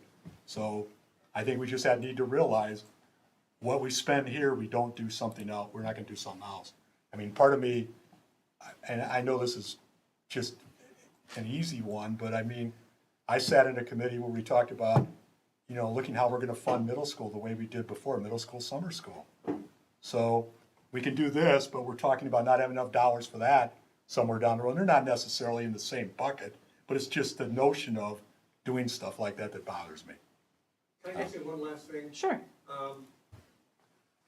We run our department, it's kind of a bare bones on the maintenance side. We have 5 maintenance people for 1.4 million square feet. That's bare bones. Put that in perspective, my last district, 1.4 million square feet, we had 8. And there are times when we struggle. But I just wanted to put it in context that we don't have maintenance people coming out of our years. We have 5. And this would help boost that department as well. So we are not heavily staffed as some people like that. We only have 5. Just a quick comment. Folks, it's really simple. We're taking existing funding that we're utilizing for outsourcing and shifting it for in-house. Going forward, reoccurring, we should be break even. So I know there's concerns. Some have mentioned about bringing up, well, where we're gonna find this, where we're gonna find that. Should be cost neutral. Yes, we may have some ongoing outsourcing that we may need to do, but going forward, I think we have the solution that Mr. Winters has pointed out for the ongoing preventative maintenance, help reduce costs going forward. Again, we're just taking funding from here, moving it to here. I don't see any big, significant increases to that. And And hopefully, it looks like we may have some savings perhaps down the road. So that's the good part with the additional ongoing preventative maintenance. So simple as that. What else? I think simple math. I mean, I'm done now after this one, but the notion that we're gonna be cost even, I think is ridiculous. I mean, I'm not saying we don't want it, I get that part, but I don't think anybody's gonna make a valid argument that it's gonna be cost neutral. Well, to clarify, this all comes out of O&M, Fund 20. This is not Ed Fund, this is not any of your levy for classrooms or anything. This is all Operations and Maintenance Fund. It is separate from your Ed Fund, and it is not taking away from educational resources offered in a classroom. No, I Thank agree, you. but we just took 10 million and put it in the Ed Fund just a little while ago. Or took 10 million from the Ed Fund and put it in the OEM. And I hope we get a lot more of these recommendations to improve the use of education dollars, and that we add more teachers, and that we have maybe some smaller classrooms. And if we, you know, I agree, these are two completely separate things, but if we can robustly engage in our buildings, and, you know, it looks like that'll probably be the course of things, then I hope we continue to get this and the future board get a lot of recommendations for how to stretch our dollars and maybe even spend some extra dollars in some of the academic areas that could really use some focus as well. Any further discussion? Thank you for bringing us forward, Mr. Winters. I know you've taken some heat lately from the board regarding texts and emails that people have gotten regarding projects not getting done or not getting done timely. So I'm very glad that you brought this forward so that we can hopefully make everyone happy in that regard. Roll call, please. Mr. Herrera. Aye. Mrs. Hauk. Aye. Mr. Bucher. No. Mr. Zickert. No. Mrs. Whitcomb. No, Mr. Dieselmeyer. Yes, aye. Ms. Maybell. Aye. All right, next on the agenda. Do I have a motion and a second to approve the teacher resignation agreement of employee 111824-A? Second. Ms. Hauk and Mr. Herrera.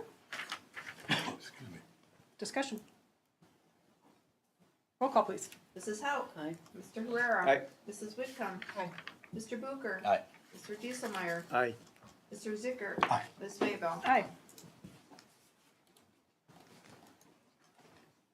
Board discussion, Illinois report card recap. Dr. Johnson has prepared this report for the board and presented it at Ed Services. And I will turn it over to her for this discussion. Thank you. Yes, pretty much I will just kind of walk us through the presentation. I'm not going to go into great detail because it's all there for you to kind of look at, but just wanted to kind of explain the formatting around the presentation.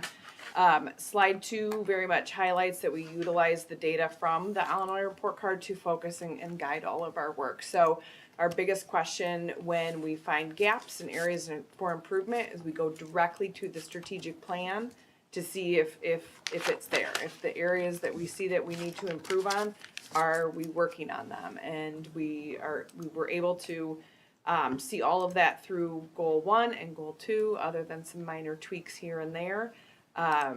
We are doing the work that we're seeing some gaps on with the report card. But wanted to highlight some celebrations. You'll see those on slide 3. Dr. Shug had highlighted the very first one on there, that our absenteeism rates were a highlight of the state superintendent's communication. So that was really exciting. And you can see some other celebrations that we have there, but not to put her on the spot, but I did quote Dr. Shug as well in this slide, because really it comes down to our staff, our students, and our families. Really work hard on everything that you see here. And I do want to take a moment just to acknowledge our staff specifically throughout this plan. This is the work they do every day, and they very much care about those things. Slide 4 just goes through the demographics, and you can see just some changes, highlights of where state average is compared to our demographics. In some areas we look similar, in some areas we look different. So at the very end, we'll show you a quick slide on some comparison districts. It's important that we really look at some of our benchmark districts because they look a little bit more like us than sometimes the state average does. And those indicators and demographics of our students, we do have to take into consideration when we look at those pieces. So the way that this lays out is there'll be kind of a subset of data. So you'll notice starting on slide 5, you'll see some screenshots. If you go into the slideshow, it's easier to see than if you're looking at it initially. So you may have to click display just to kind of see some of the data there. But it'll show state versus us, and there'll be some slides. You'll notice the 5, 6, and 7 really center around specifically around IAR. And then once you get done with that subset of data, there'll be a slide automatically about interpretation of what we're seeing, how we interpret that data as educators, and then specific connections to the strategic plan. So that goes back to what I initially had talked about. So with our IAR data, and we are seeing an increase in the number of students that are meeting or exceeding more in ELA currently than math, but our growth actually grew more in the area of math. And then when you look at slide 9, those are things those are groups and those are actions of how are we responding to that data. So it goes through the different steps we've taken and or collectively the staff groups that right now are sitting down and saying, how can we improve this score? Where are those connections? So you get into the second subset of data and it moves on up to the high school, specifically with SAT. And again, on slide 12, we have some educational interpretations of what we're seeing, specifically to some of that data. And then slide 13 is some actionable steps that we are taking more specifically for that high school data. Obviously with math, the IAR is our elementary and middle school. The SAT with math, the connections are here as well. So there is a continuum. We are making sure that any of the work that's done at the elementary is aligned to middle and the middle is aligned to high school as well. Even though the high school or the data separates out by the different levels. The next subset of data gets into 9th grade on track and some of our graduation rates and then our early course enrollment. I did want to highlight on slides 15 and 17, go a little bit deeper. Both of those slides are showing the improvement that we have made really since COVID. So you can see where our 9th grade on track numbers are continuing to improve. Not at state average yet, but our improvement is almost doubling their improvement efforts.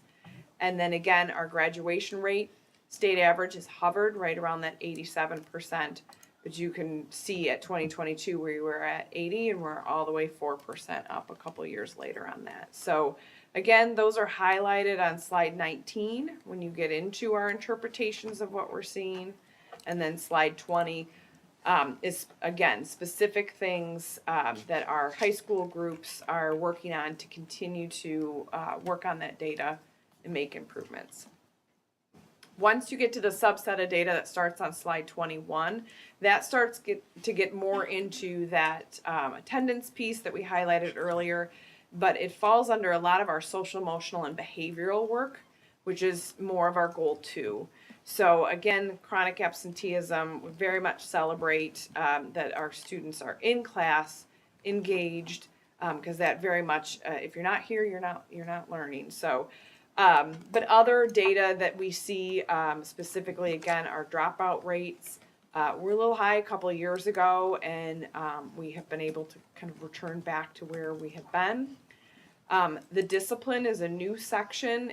This particular subset of data that the state requests is just in school and out of school suspensions and anything related to harassment. But our total students and total number of incidents is greatly reduced. Slide 24 looks at our equity journey continuum, which is looking at everything from our subgroups specific to our academics, our suspension rates, our absenteeism, and so forth. So again, slide 25 and 26 is the interpretation, but also the direct connections to our strategic plan. So what is it that we are doing to improve in those areas related to that subset of data?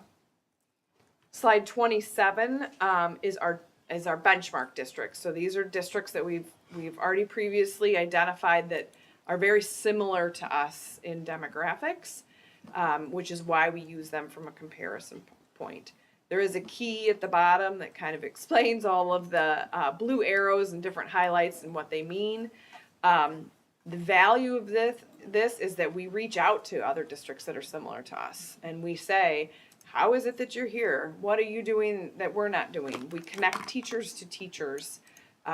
This is very valuable for us, and specifically in making connections with districts that are similar to us, that are doing things well in areas that we want to improve in, and vice versa. We're able to share our celebrations.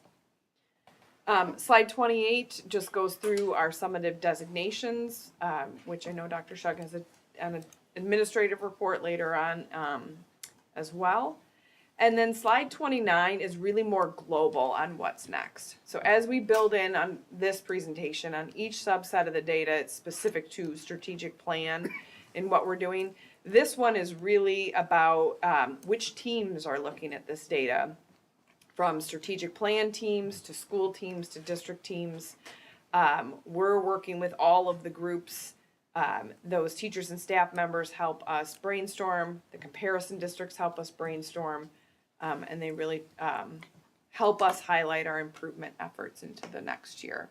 So each year, in summary, as this is released, it is very much action time for us. There's a lot of work that's done making certain that we're on the right path, and then areas it allows us to tweak in different directions depending on what our data is telling us. I forgot anything? No? Okay.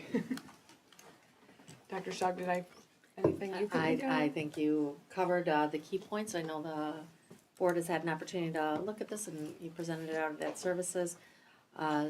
Thoughts, comments, questions, discussion?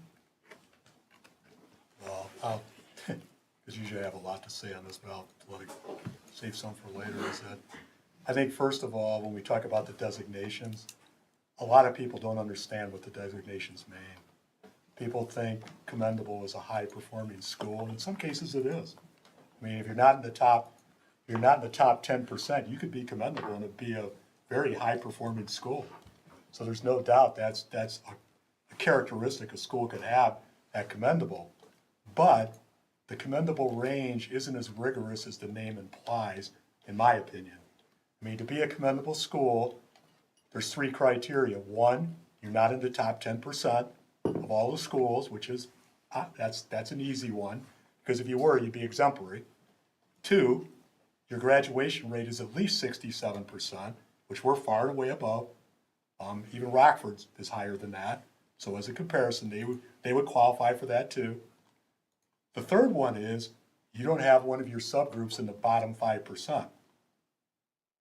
That's the bottom 5%, not in the middle, not lower, the bottom 5%. If you can meet those 3 criteria, you're commendable. So I don't think a lot of people realize that. And we do have 2 schools that are targeted and 1 that's comprehensive, which is a little more challenging for a lot of reasons. And they're subgroups. They're not, and they've been probably subgroups in the past too. I mean, I think it's probably been the case for them all along, probably. So I just think people need to realize what you're actually talking about. So like for the targeted schools, 1 subgroup's in the bottom 5%, at least 1. And those are the ones you designated for each school. This year, both of them have 1. Yeah, both of them. And then for the comprehensive one, that's one that's been targeted for 4 years and hasn't found their way out yet. For our case, And yes. it could be just a subgroup, but that's the case, okay. Yeah. All right.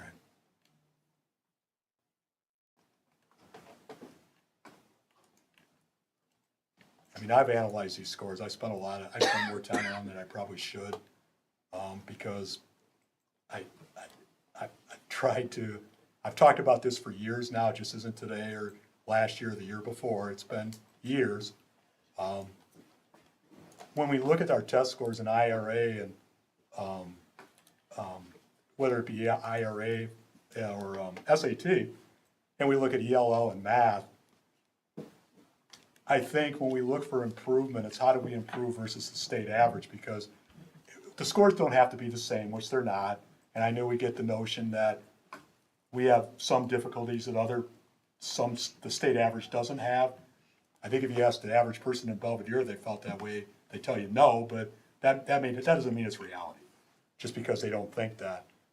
But typically in ELA for the last 4 years in the IRA, which is the early grades, we have shown, we showed improvement from last year, but if you look at a 4-year trend, we're about the same, for the most part.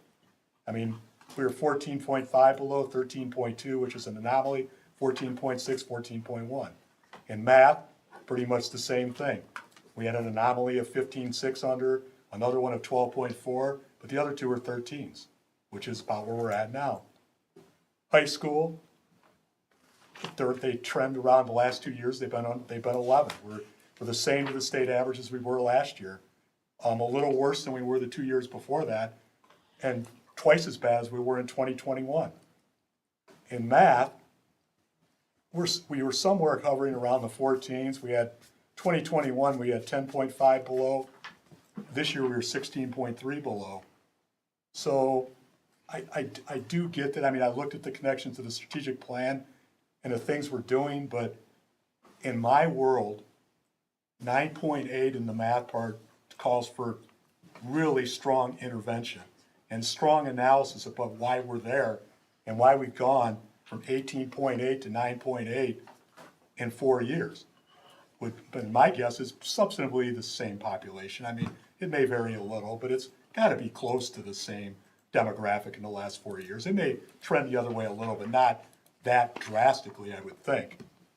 So I think we need to analyze that. When I looked at this from the Link Crew and the Daily Win program, student success intervention, credit recovery programs and that, I'd also suggest that looking at why we're there, what we're not performing well on, would also be an area to look at. I mean, there's got to be some components of those that we're not doing very well on.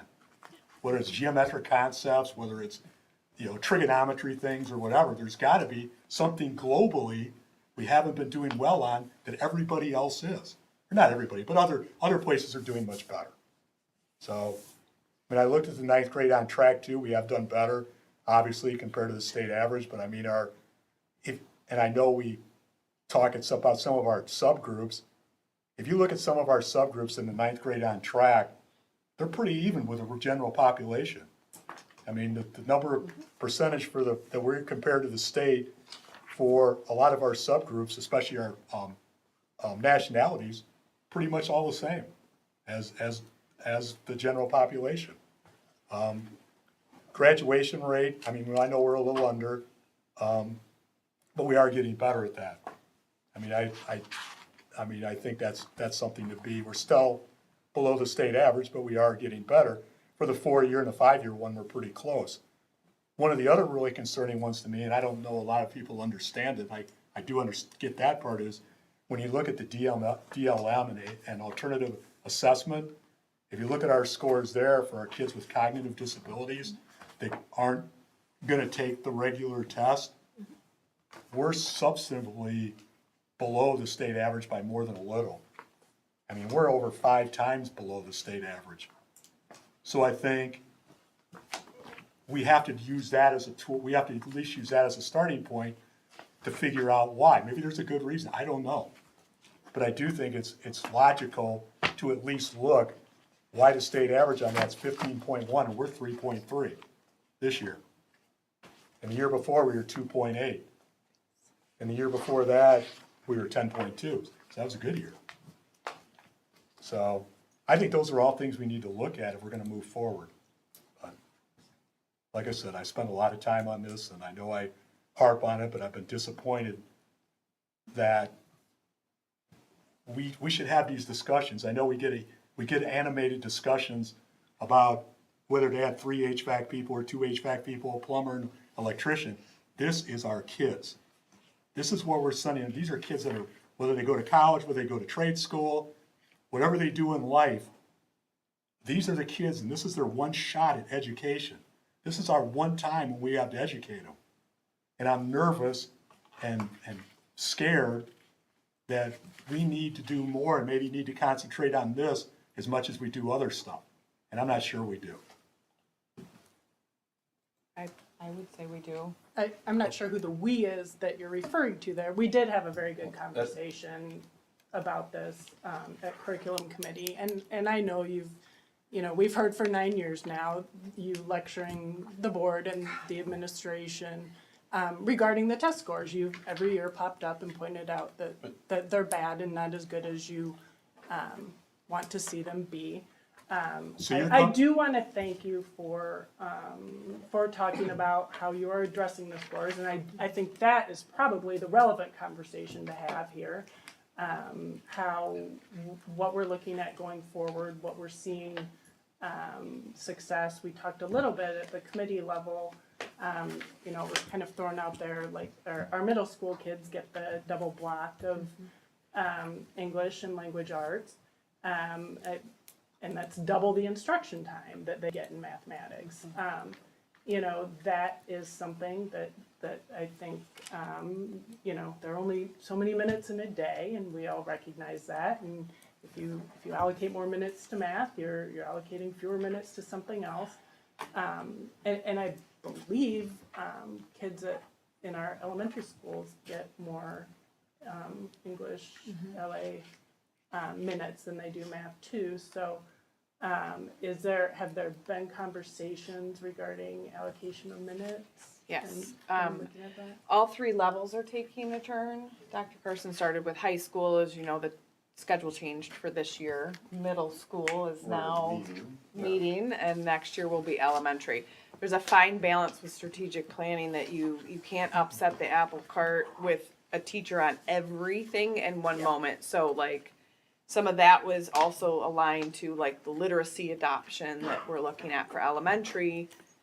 It would be difficult to change the schedule when we're about to adopt a new literacy program that will inform our schedule that we can take with our math program, for example. So a lot of this is timing of the situation. But yes, all of them, a time study is a part of goal 2, specifically 2B, which is exploring time and staffing and resources. And then I have another question. So it seems that we're seeing a little bit more growth or a little bit more success in math at the younger ages.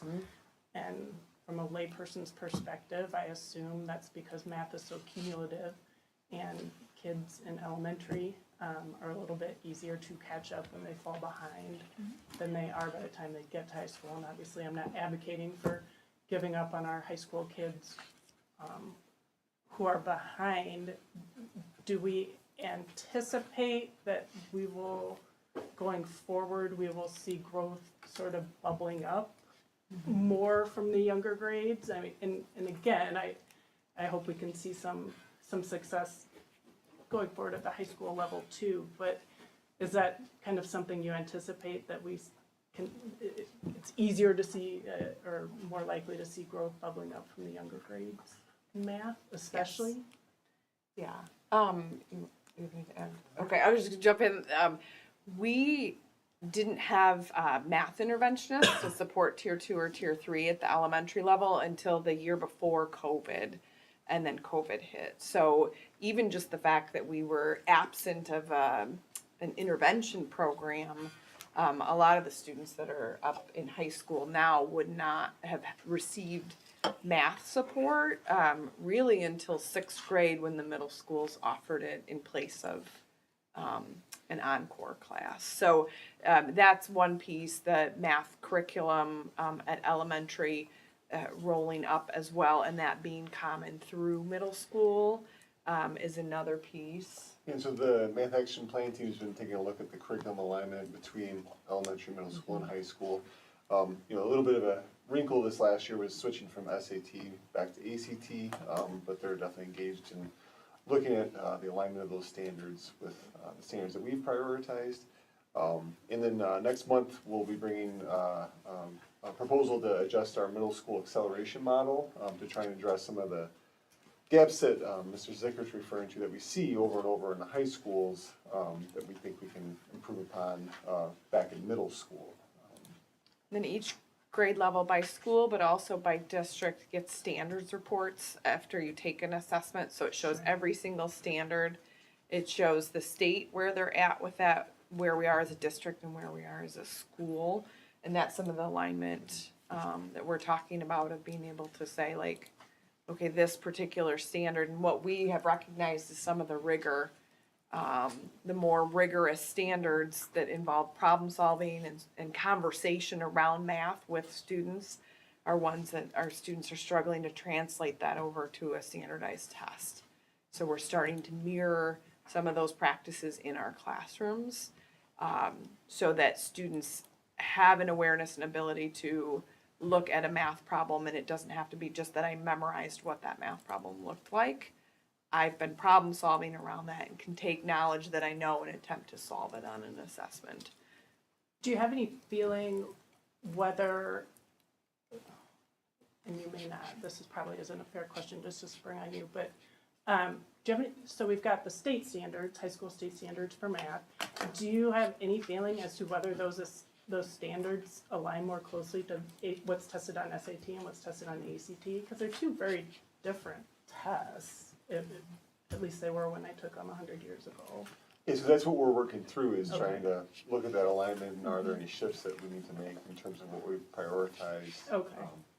Yeah. So it'd be a matter of which standards we prioritize. But about 2 years ago, maybe it's 3 now, we identified that like statistics was something we didn't prioritize earlier on. And so kids wouldn't potentially get statistics before they took the SAT, and it's the same situation with the ACT.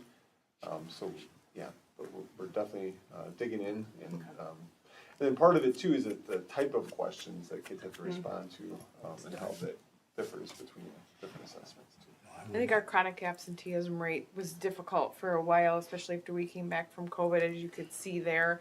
So I think there's just gaps in students attending, and obviously if you're not attending, those mathematical concepts are hard if you're missing those in class and so forth. But we recently read an article from the state that really had talked about math not budging as much yet as ELA across the state, and then some of the struggles, it highlighted some of the struggles at the high school. Remember, when we read it, we looked at each other and said, this is mirroring what we're seeing. We're not really an outlier in that sense. So a lot of that comes out over the next couple months too, so we're just trying to absorb as much as the state's providing us in summary as a part of our investigation. I would argue that I do agree the state's gotten worse too, but not at the rate we have, anywhere near close, not even close to the rate we have. They've gone down about 3 percentage points. We've gone down 9. We've gone down half. They've gone down 10%, something like that, a little more than 10%. Getting back to me lecturing people for 9 years, I would agree, but I know what the scores were, and I know how we were, and I know where we're at. And I think that deserves at least some acknowledgement. I also know that 4 years ago, I sat in a curriculum meeting, and we were doing elementary math. Elementary math had been studied for a whole year. Whole year we spent going to classrooms, spent talking to the teachers, we spent doing all this stuff. The major conclusion out of that is the kids weren't doing enough discourse. They weren't talking about problems and stuff with themselves enough. That was our conclusion 4 years ago. And I questioned at the meeting, did we look at global aspects of that test and on the IRA to see was it 2-digit multiplication? Was it some? Nope, hadn't done any of that. So then we were going to go on to the middle school, and we started the middle school the following year. And I don't know what we did with that or what we didn't do with that. I think it kind of concluded partway before it's done. That was 4 years ago. So these kids have had, I mean, we brought this up 4 years ago, not just yesterday, not just today. And my problem is we haven't seen any substantive gains compared to the state. I know we are getting a little better, but as we're getting better, so is everybody else in the state, about the same level. And when you're 15 to 16% below the state average, that's a lot of catching up to do. That's hard. I mean, it's like running a 5-mile race and you're already a mile behind after 3 miles. It's a lot of, I mean, you, not saying it's impossible, but you gotta really do some substantive things to catch up. And I think, I mean, I know, one thing that I know, Mrs. Johnson will remember from the old days is, we had somebody here that I didn't always agree with on everything, and she'll be the first to tell you that. But she also said, what gets measured gets done. And when we measure and we look at it and we pay attention to it, it gets done. And I guess for my 9 years of lecturing, you'd have a hard time justifying to me how our scores have stayed stagnant or gotten worse done if we're doing all these wonderful things. I'll just say that, to me, that obviously, which we've all talked about, math jumps out. We have a math emergency, in my opinion, and we need to do whatever we can to fix it. Because when it says a 6.4% increase in the bottom quartile, while the state remains the same, that's a pretty substantial difference, I think. And we should do things faster and focus in better on this, because it's clearly a big problem. I do think there's been a substantial change in our demographics during the 9-year period that Mr. Zickert references. And I do think, you know, it's not terribly productive for us as a board to sit here and say, you need to do better. I think Dr. Johnson and Dr. Carson and Dr. Shug are all capable of reading statistics. They don't need the board to read statistics to them. And they don't need the board to tell them, just do better, right? That's not productive. I think if we want to have substantive conversations about what their suggestions are to do better, that's helpful. But to sit up here and to tell them that they're doing poorly and to harp on how poor the scores are is counterproductive. It's demoralizing. And that isn't to say we should bury our head in the sand about this. We can all see the numbers. I mean, that's not it. We're not illuminating them as to anything. So you're saying we should tell them what to do? No, I'm saying that if we have questions about what they're proposing to do to improve this, that's helpful.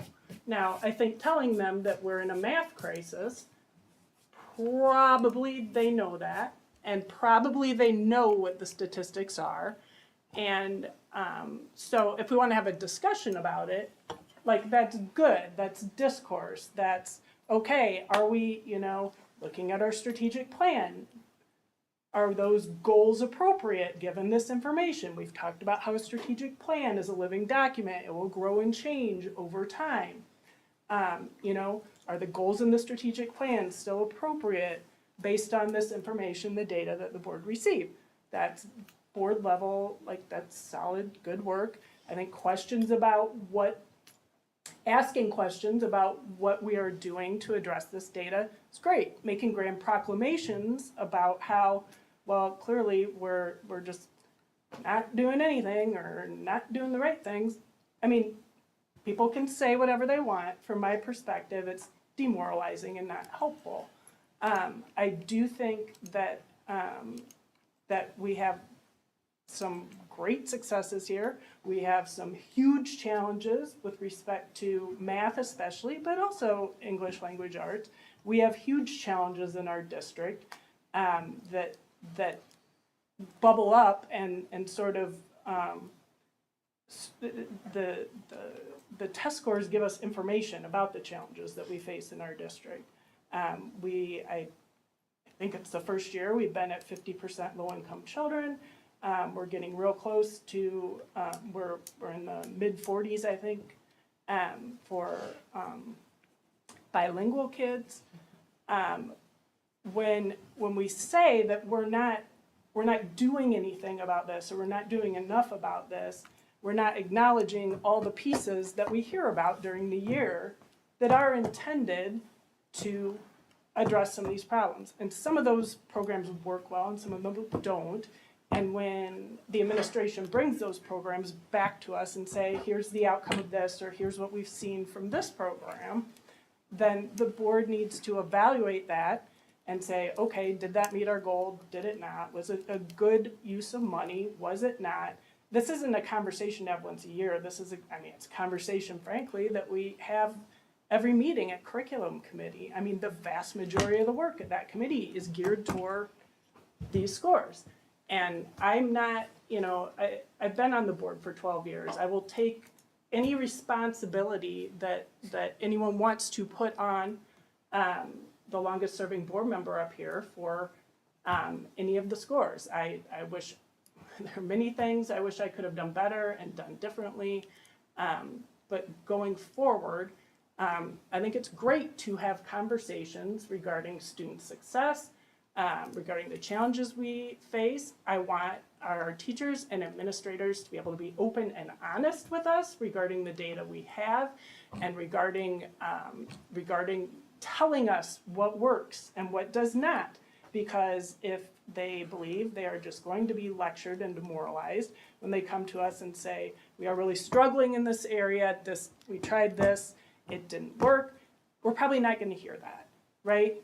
So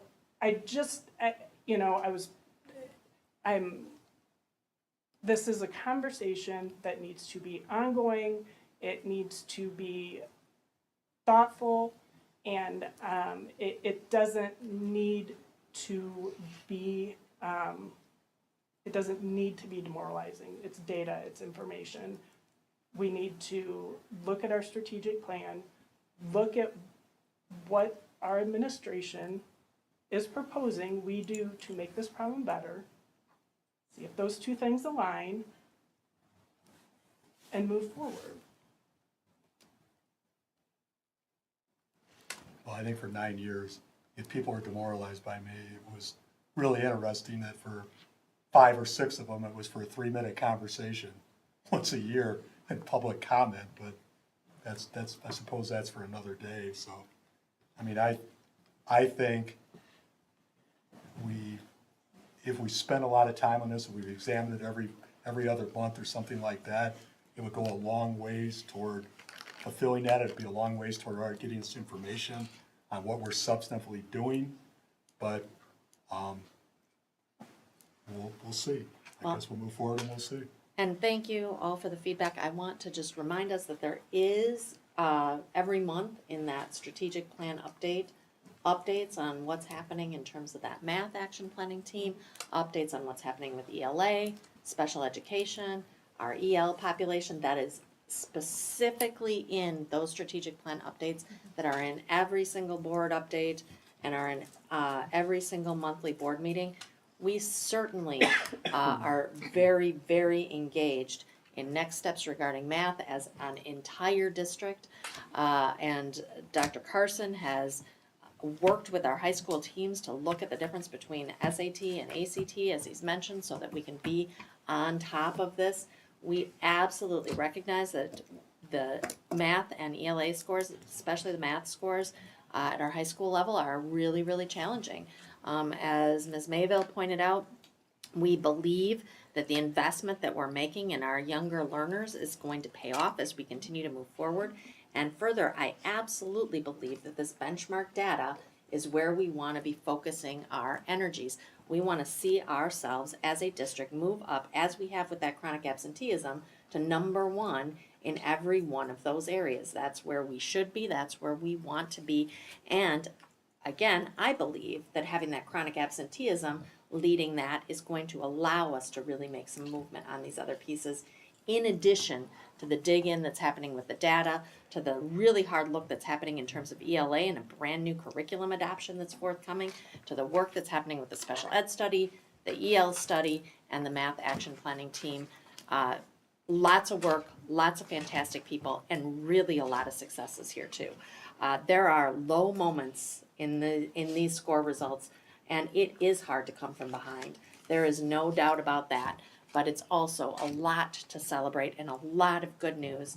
And I just want to make sure that we celebrate our successes as well as dig in deep to work through those areas where we have real challenges. And there are areas where we have real challenges, and our kids deserve to be number one among those benchmark districts. You're absolutely right about that. No, and I agree, and I mean, I, you know, whether people want to assume I have positive intent or not, which I doubt for some, is that I truly 100% believe when I ran the last time, and I truly believe it now, we can be a destination district. We really can. We're not that far off, but we haven't gotten there yet. And in my world, if you got less than 1 out of 10 kids at grade level in high school math, and you say you're gonna be a destination district, I find those two not compatible. So, this is my opinion. I dislike the term destination district. I want to serve the kids who are in our district, and I dislike the connotation of. But I think that's something the destination- districts use. Of destination anyone can use the term. I find it, it's, I want to serve all the kids that are in our district. I don't care about, frankly, being a destination district. I want to serve the kids in our district as well as we can. Okay, next up, facilities, Kishwaukee. I'm gonna need to leave, I'm sorry, I came tonight with a great deal of pain and it's only worsening, and so I hate to do it, but I'm gonna have. Have a good evening. Facilities, Kishwaukee discussion. Ms. Holmstad. So, there was ongoing conversation at our October meeting, that the board had discussions that we needed to make a decision on, this next steps for Kishwaukee. They had asked for us to bring some additional information back, in the, reports that were submitted are, the answers to the question of how many District 100 kids are served at High Roads in Garden Prairie. That is 2 high school students and 4 middle school students for a total of 6. We don't have access to their total enrollment, so I don't know what that makes up for their total enrollment. But of our students that are living and residing in District 100, only 6 are attending that facility. I also included copies of the public lease agreements that show that the tenant's responsible for the utility costs, the routine and preventative maintenance, basic landscaping, snow removal, all of those things. They have had about 81 work orders that are in our new system, FMX. However, that is just reflective since July of 2023, and those are not fully encompassing, as most of their work orders are being phone called or emails to our facility staff because they don't use FMX as their routine maintenance system. We keep trying to redirect them to that pathway. The work orders are for anything from HVAC to plumbing and landscaping and maintenance work. I copied in a copy of the annual reconciliation to show what they're paying in addition to their rent. As the conversation was in the October meeting, it's more of a discussion on what is our future plans. It is relatively cost neutral at this point for just having the building open and them using the building. However, as we identified in the needs assessment, there is quite a few 6.7 million in overall projects that need to be done to that building. If we are going to retain that building, we need to decide if we're going to invest in it and keep it, or decide to make the steps to sell that property. The board has been shared the appraisal options for that to use in their consideration. So tonight, really kind of looking for any more questions that I can address for you so that hopefully we can come to a decision at our December board meeting on what our next steps with Kishwaukee School will be. I thought it was interesting to see the appraisal, which was probably more than I thought. Have we talked to realtors about what we feel the saleability of Kishwaukee is? No, at this point, without the direction from the board, the appraisal was the only steps that we took at this point of what is the building actually worth. Have not talked to anybody about actually soliciting a potential sale. I think, I think the property probably has the most value to the current tenant. Yes. So I would probably explore that option first. I'm very comfortable with you exploring that option I would with the agree. tenant. I don't know that we want to be a landlord, any longer on this building, so, yeah, I would say next steps, talk to the tenant, and then, if that does not appear fruitful, then probably speak to a realtor. I would agree with that as well, yeah. All right. So that's what we will do, and we will bring back The answers to information that at the December board meeting to present the board with a possible decision on that. Thank you for that feedback. Anything you want to highlight in upcoming contract renewals and reports? Nope. All right, admin reports, Dr. All Shaw. right, I will very, very, very quickly walk through the superintendent comments, in part because I cannot not show you the downtown trick or treat adorable pictures. There were 1,600 plus kiddos out at the Chamber Downtown Trick or Treat event where we did represent the district, and it was truly a fantastic event. So many of our kids and so much opportunity to engage with the community, and it was just a ton of fun. On our next slide, we can see our Buck Thunder Special Olympics bowling sectionals. Also a lot to celebrate there, and really exciting work happening there. There was the Triple E night at Belvedere North, employed, enlisted, or enrolled. We had over 40 employers, colleges, and military on site to talk to students and families. Fantastic event coordinated there. We see our North and BHS Key Club having their first Key Club collaboration, making blankets for animal shelters. And as Ms. Hauk recognized earlier, we had Veterans Day assemblies across the district, one of which took place at Washington, and this is some pictures from that event. Really an all-day event at Washington. So fantastic to be a part of that. And we also had our annual 5th grade arts festival, which is sponsored in part by the Educational Foundation. Really wonderful event for all of our 5th graders who get to experience a lot of different art opportunities. And as was mentioned by Mr. Herrera earlier, we had 2 of our bilingual staff members presenting at a national conference. We are so proud of them and of their work. And Mr. Mandujano is here this evening as well. Really excited to represent D100 at that conference, which is, and I said national, but I should have said international conference. So that is your very, very quick superintendent comments. Any questions on any of that?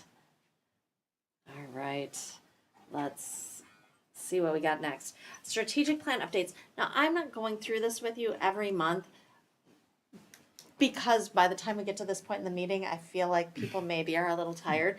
But I really want you to go through this. Mr. Zickert, a lot of what you're asking about, I think, is detailed in there. And if it's not detailed in there and you're looking for more information, let us know. We want this to be the guiding document that the board is using to tell you what we're working on for math, to tell you what we're working on for that goal 1, and all of those other goals. So please provide us that feedback.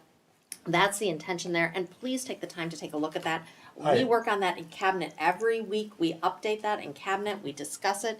We'll be doing our goal 2 full deep dive this Wednesday, really looking at the data, what we're doing well, where we need to improve, digging into that. That's a huge part of the work that we're doing as a central office team, but as a district as a whole. I mean, it is top of mind every single day. So I just want you to know that we do not take this lightly whatsoever. District 100 org chart. This has gone through, I'm sorry, Mr. Zickert, maybe you were gonna ask me something. No, I started moving on. it's fine. Oh, all right. District 100 org chart. This has gone through our policy committee, and I'm bringing it here before you for the first time. There is no real change in staffing that is reflected here, but we've been charged by the board and by the policy committee to more appropriately reflect where everyone should fall in our organization. This is our attempt to really do that. It does capture a change in titles. From looking at assistant superintendents to chiefs of the organizations. These people are the same people, but we're utilizing a different title, in part to flatten some of that hierarchy and in part to create a better structure overall. You also will see that we are shifting the position of technology into a chief information officer. We see that in many other districts, and we think that more appropriately describes the strategic work that is happening in that department. Later, you will see that these new titles reflected in the contracts that'll come before the board. There's other positions that have been shifted so that they are more appropriately aligned. Any questions, comments on that? Okay, I'm gonna keep rolling. Annual review of summative designations. I know Dr. Johnson talked about that. Here you have some more information. Any questions about that or items you want me to touch base on more completely there? Okay. Special Education Department update. I am going to turn this over to Mrs. Fabianchek for some information. So what I have tonight is just a brief update on where we are as a special education department, looking into the audit and basically steps we're taking. So in relation to the strategic plan, I did want, and I did mention that in the previous update, but I wanted to add goal 3, as we are currently working on communication and a website, basically on our district website with information for the community about special education services, as well as Section 504, some legal implications of child fine and things like that. So there will be resources for parents, community members, as well as staff members. And today we celebrated our participants and leaders during the SIP Day earlier, and I did want to mention that we started off with focus on special populations for our SIP Day, but in addition to that, we are also working as a department with our LEAs, so those are the building assistant principals who run a majority of IEP meetings, and we are reviewing some resources and have gotten a great feedback from them as they are considering working with teams and working on additional inclusionary practices. And then our special education supervisors and 2 instructional coaches that we have support that work for teams. So I did include some pictures. So since the SIP Day, I've had different individuals sending me pictures or examples of inclusionary practices in their building. So in this case, this is our ABC program for students with autism characteristics participating in math class and using different communication devices and so on. And we also have a secondary example in general education foods class. So this was just a collaboration of our essential element teachers in life skills program at BHS, and kids just having a great time engaged together. So moving on and of course, when you look at an audit in 130 some pages, it's not one strategy that you're using, but as an example, the strategy we've utilized with the work group is basically what is looking at the audit, what's essential to do, what's important to do, and nice to do, but best practice, right? So it's just one of the strategies utilized. So I wanted to share the visual. And so we have 3 work groups currently. the one that was already in existence was Special Education Building Leadership Committee. And their focus and work is on professional development, department visibility, which and communication, different processes we utilize to communicate out, and IEP writing and process. So not just the writing of the IEP, but the legal process and implications. Then we have functional behavior assessment and behavior plan work group. That was also identified in the audit in several places as a challenge and a need to build capacity. So we are in a process. I actually met with them earlier today. This group is working on internal training and resources, and that is already, the very first one is already scheduled for December. And then lastly, progress monitoring work group. We're really focusing on data-driven process so that we can monitor the performance of special education students and really do that frequent progress monitoring and different tools to utilize that. So moving on, there's definitely some overlap, so I go into details about professional development, but we also know that, like, when you look all the way down at IEP writing and process, the process is developed through professional development. So some things are already in place. We've started what's called seminars for our assistant principals, so that's already in place. The IEP writing is being developed. Again, lengthy process, many dots to connect to be able to do it. And then I mentioned the website, and what I wanted to add is that some of the things we're creating, the idea is to have it ongoing, right? Not one, not one and done, but more kind of built into our process for new teacher orientation, so that it's basically an expectation moving forward. So moving on to the next step. So I attended this conference and I really liked this quote, harvesting as many wins as we can every day. So some other little things that don't require a large committee and work group. I mentioned seminars. We provided guidance and process for 70-30 deviation. That was also a topic within the audit. Transportation standard procedures. It gets complicated when students require specialized equipment, and we want to have clarity across the district of what that looks like. Amendment process.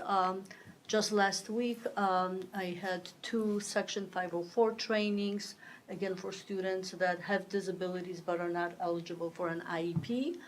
And just our continued work with instructional coaches who support our buildings and teachers.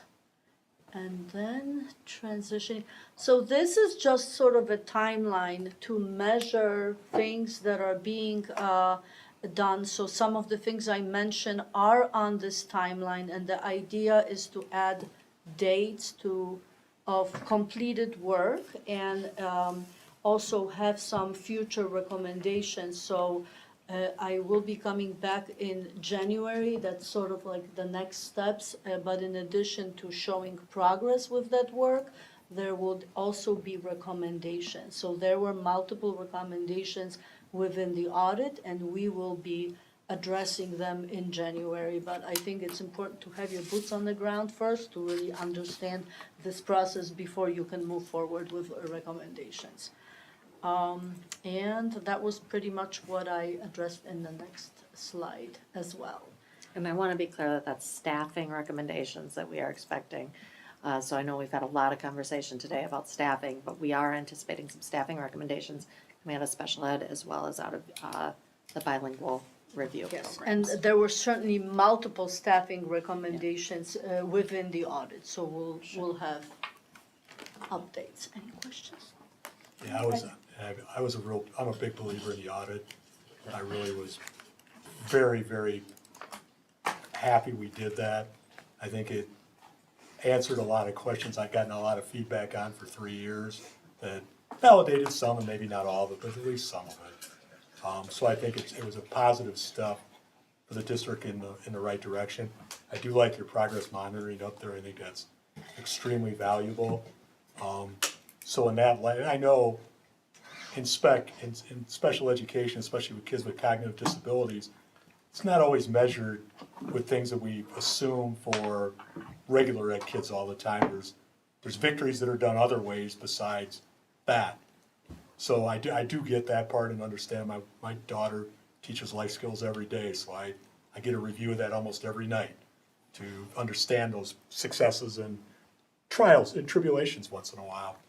But knowing what we're at and how we did on the AA, not that we can do anything about that now because obviously we can't, but sometime down the road, maybe some reason why we're different than the state is. Maybe it's the population we have, maybe it's the demographics, maybe it's we don't have enough resources or something like that. But it'd just be, in my world, it would be important to know what we need to do to fix that. Whatever variety of, could be a variety of things, could be a few. But it would just be, I think it would be very helpful. Thank you for the feedback. Thank you. I really felt your timeline was helpful for me to envision it, and you broke it down nicely for a lay person to understand. So I very much appreciate that. Thank you. All right, anything else, Dr. Shore? Just that of note is the first reading of the tax levy. Any questions for Ms. Armstrong about the first reading of the tax levy? Yeah, I put a very detailed summary on there. We are still estimating with the EAV that the new property was estimated at 28 million. We know a lot of that is gonna go into the enterprise zone, so that will come off before the actual adoption. It is worth noting that we're approximately at 5.5 right now for this year. That is where we are, and we're estimated to go right about 5.07. So we are going to see some reduction there. And of that increase, we're gonna still abate 4 million in the sales tax revenue is what the anticipation is. 1.8 million is the CPI increase, and the additional 75,000 is for the new property. That would take you above that 3.4 CPI rate. So you'll get more in-depth numbers at the actual adoption next month. And correct me if I'm wrong, but the enterprise zone step down is like a 6-year step down, so it's 100% of Yes. the tax abated first year, and then 80, 60, 40, 20, Yes. 0. So it's not like that tax money goes away forever. No. All right. Anything else? Do I have a motion to adjourn? Oh, hold on. Can I say one thing? Yes. Just because I was a little late, thank you for all of the wonderful gifts, everybody. Thank you. Yes. Our schools outdid themselves this year. Yes, they Very did. much appreciated. Yeah. It's a lot of swag. Yep. Yes, it is. Cheers to that. I picked one of mine already. All right, motion to adjourn. So moved. Second. All those in favor say aye. Aye. All those opposed? Meeting adjourned, 8:55. Thank you.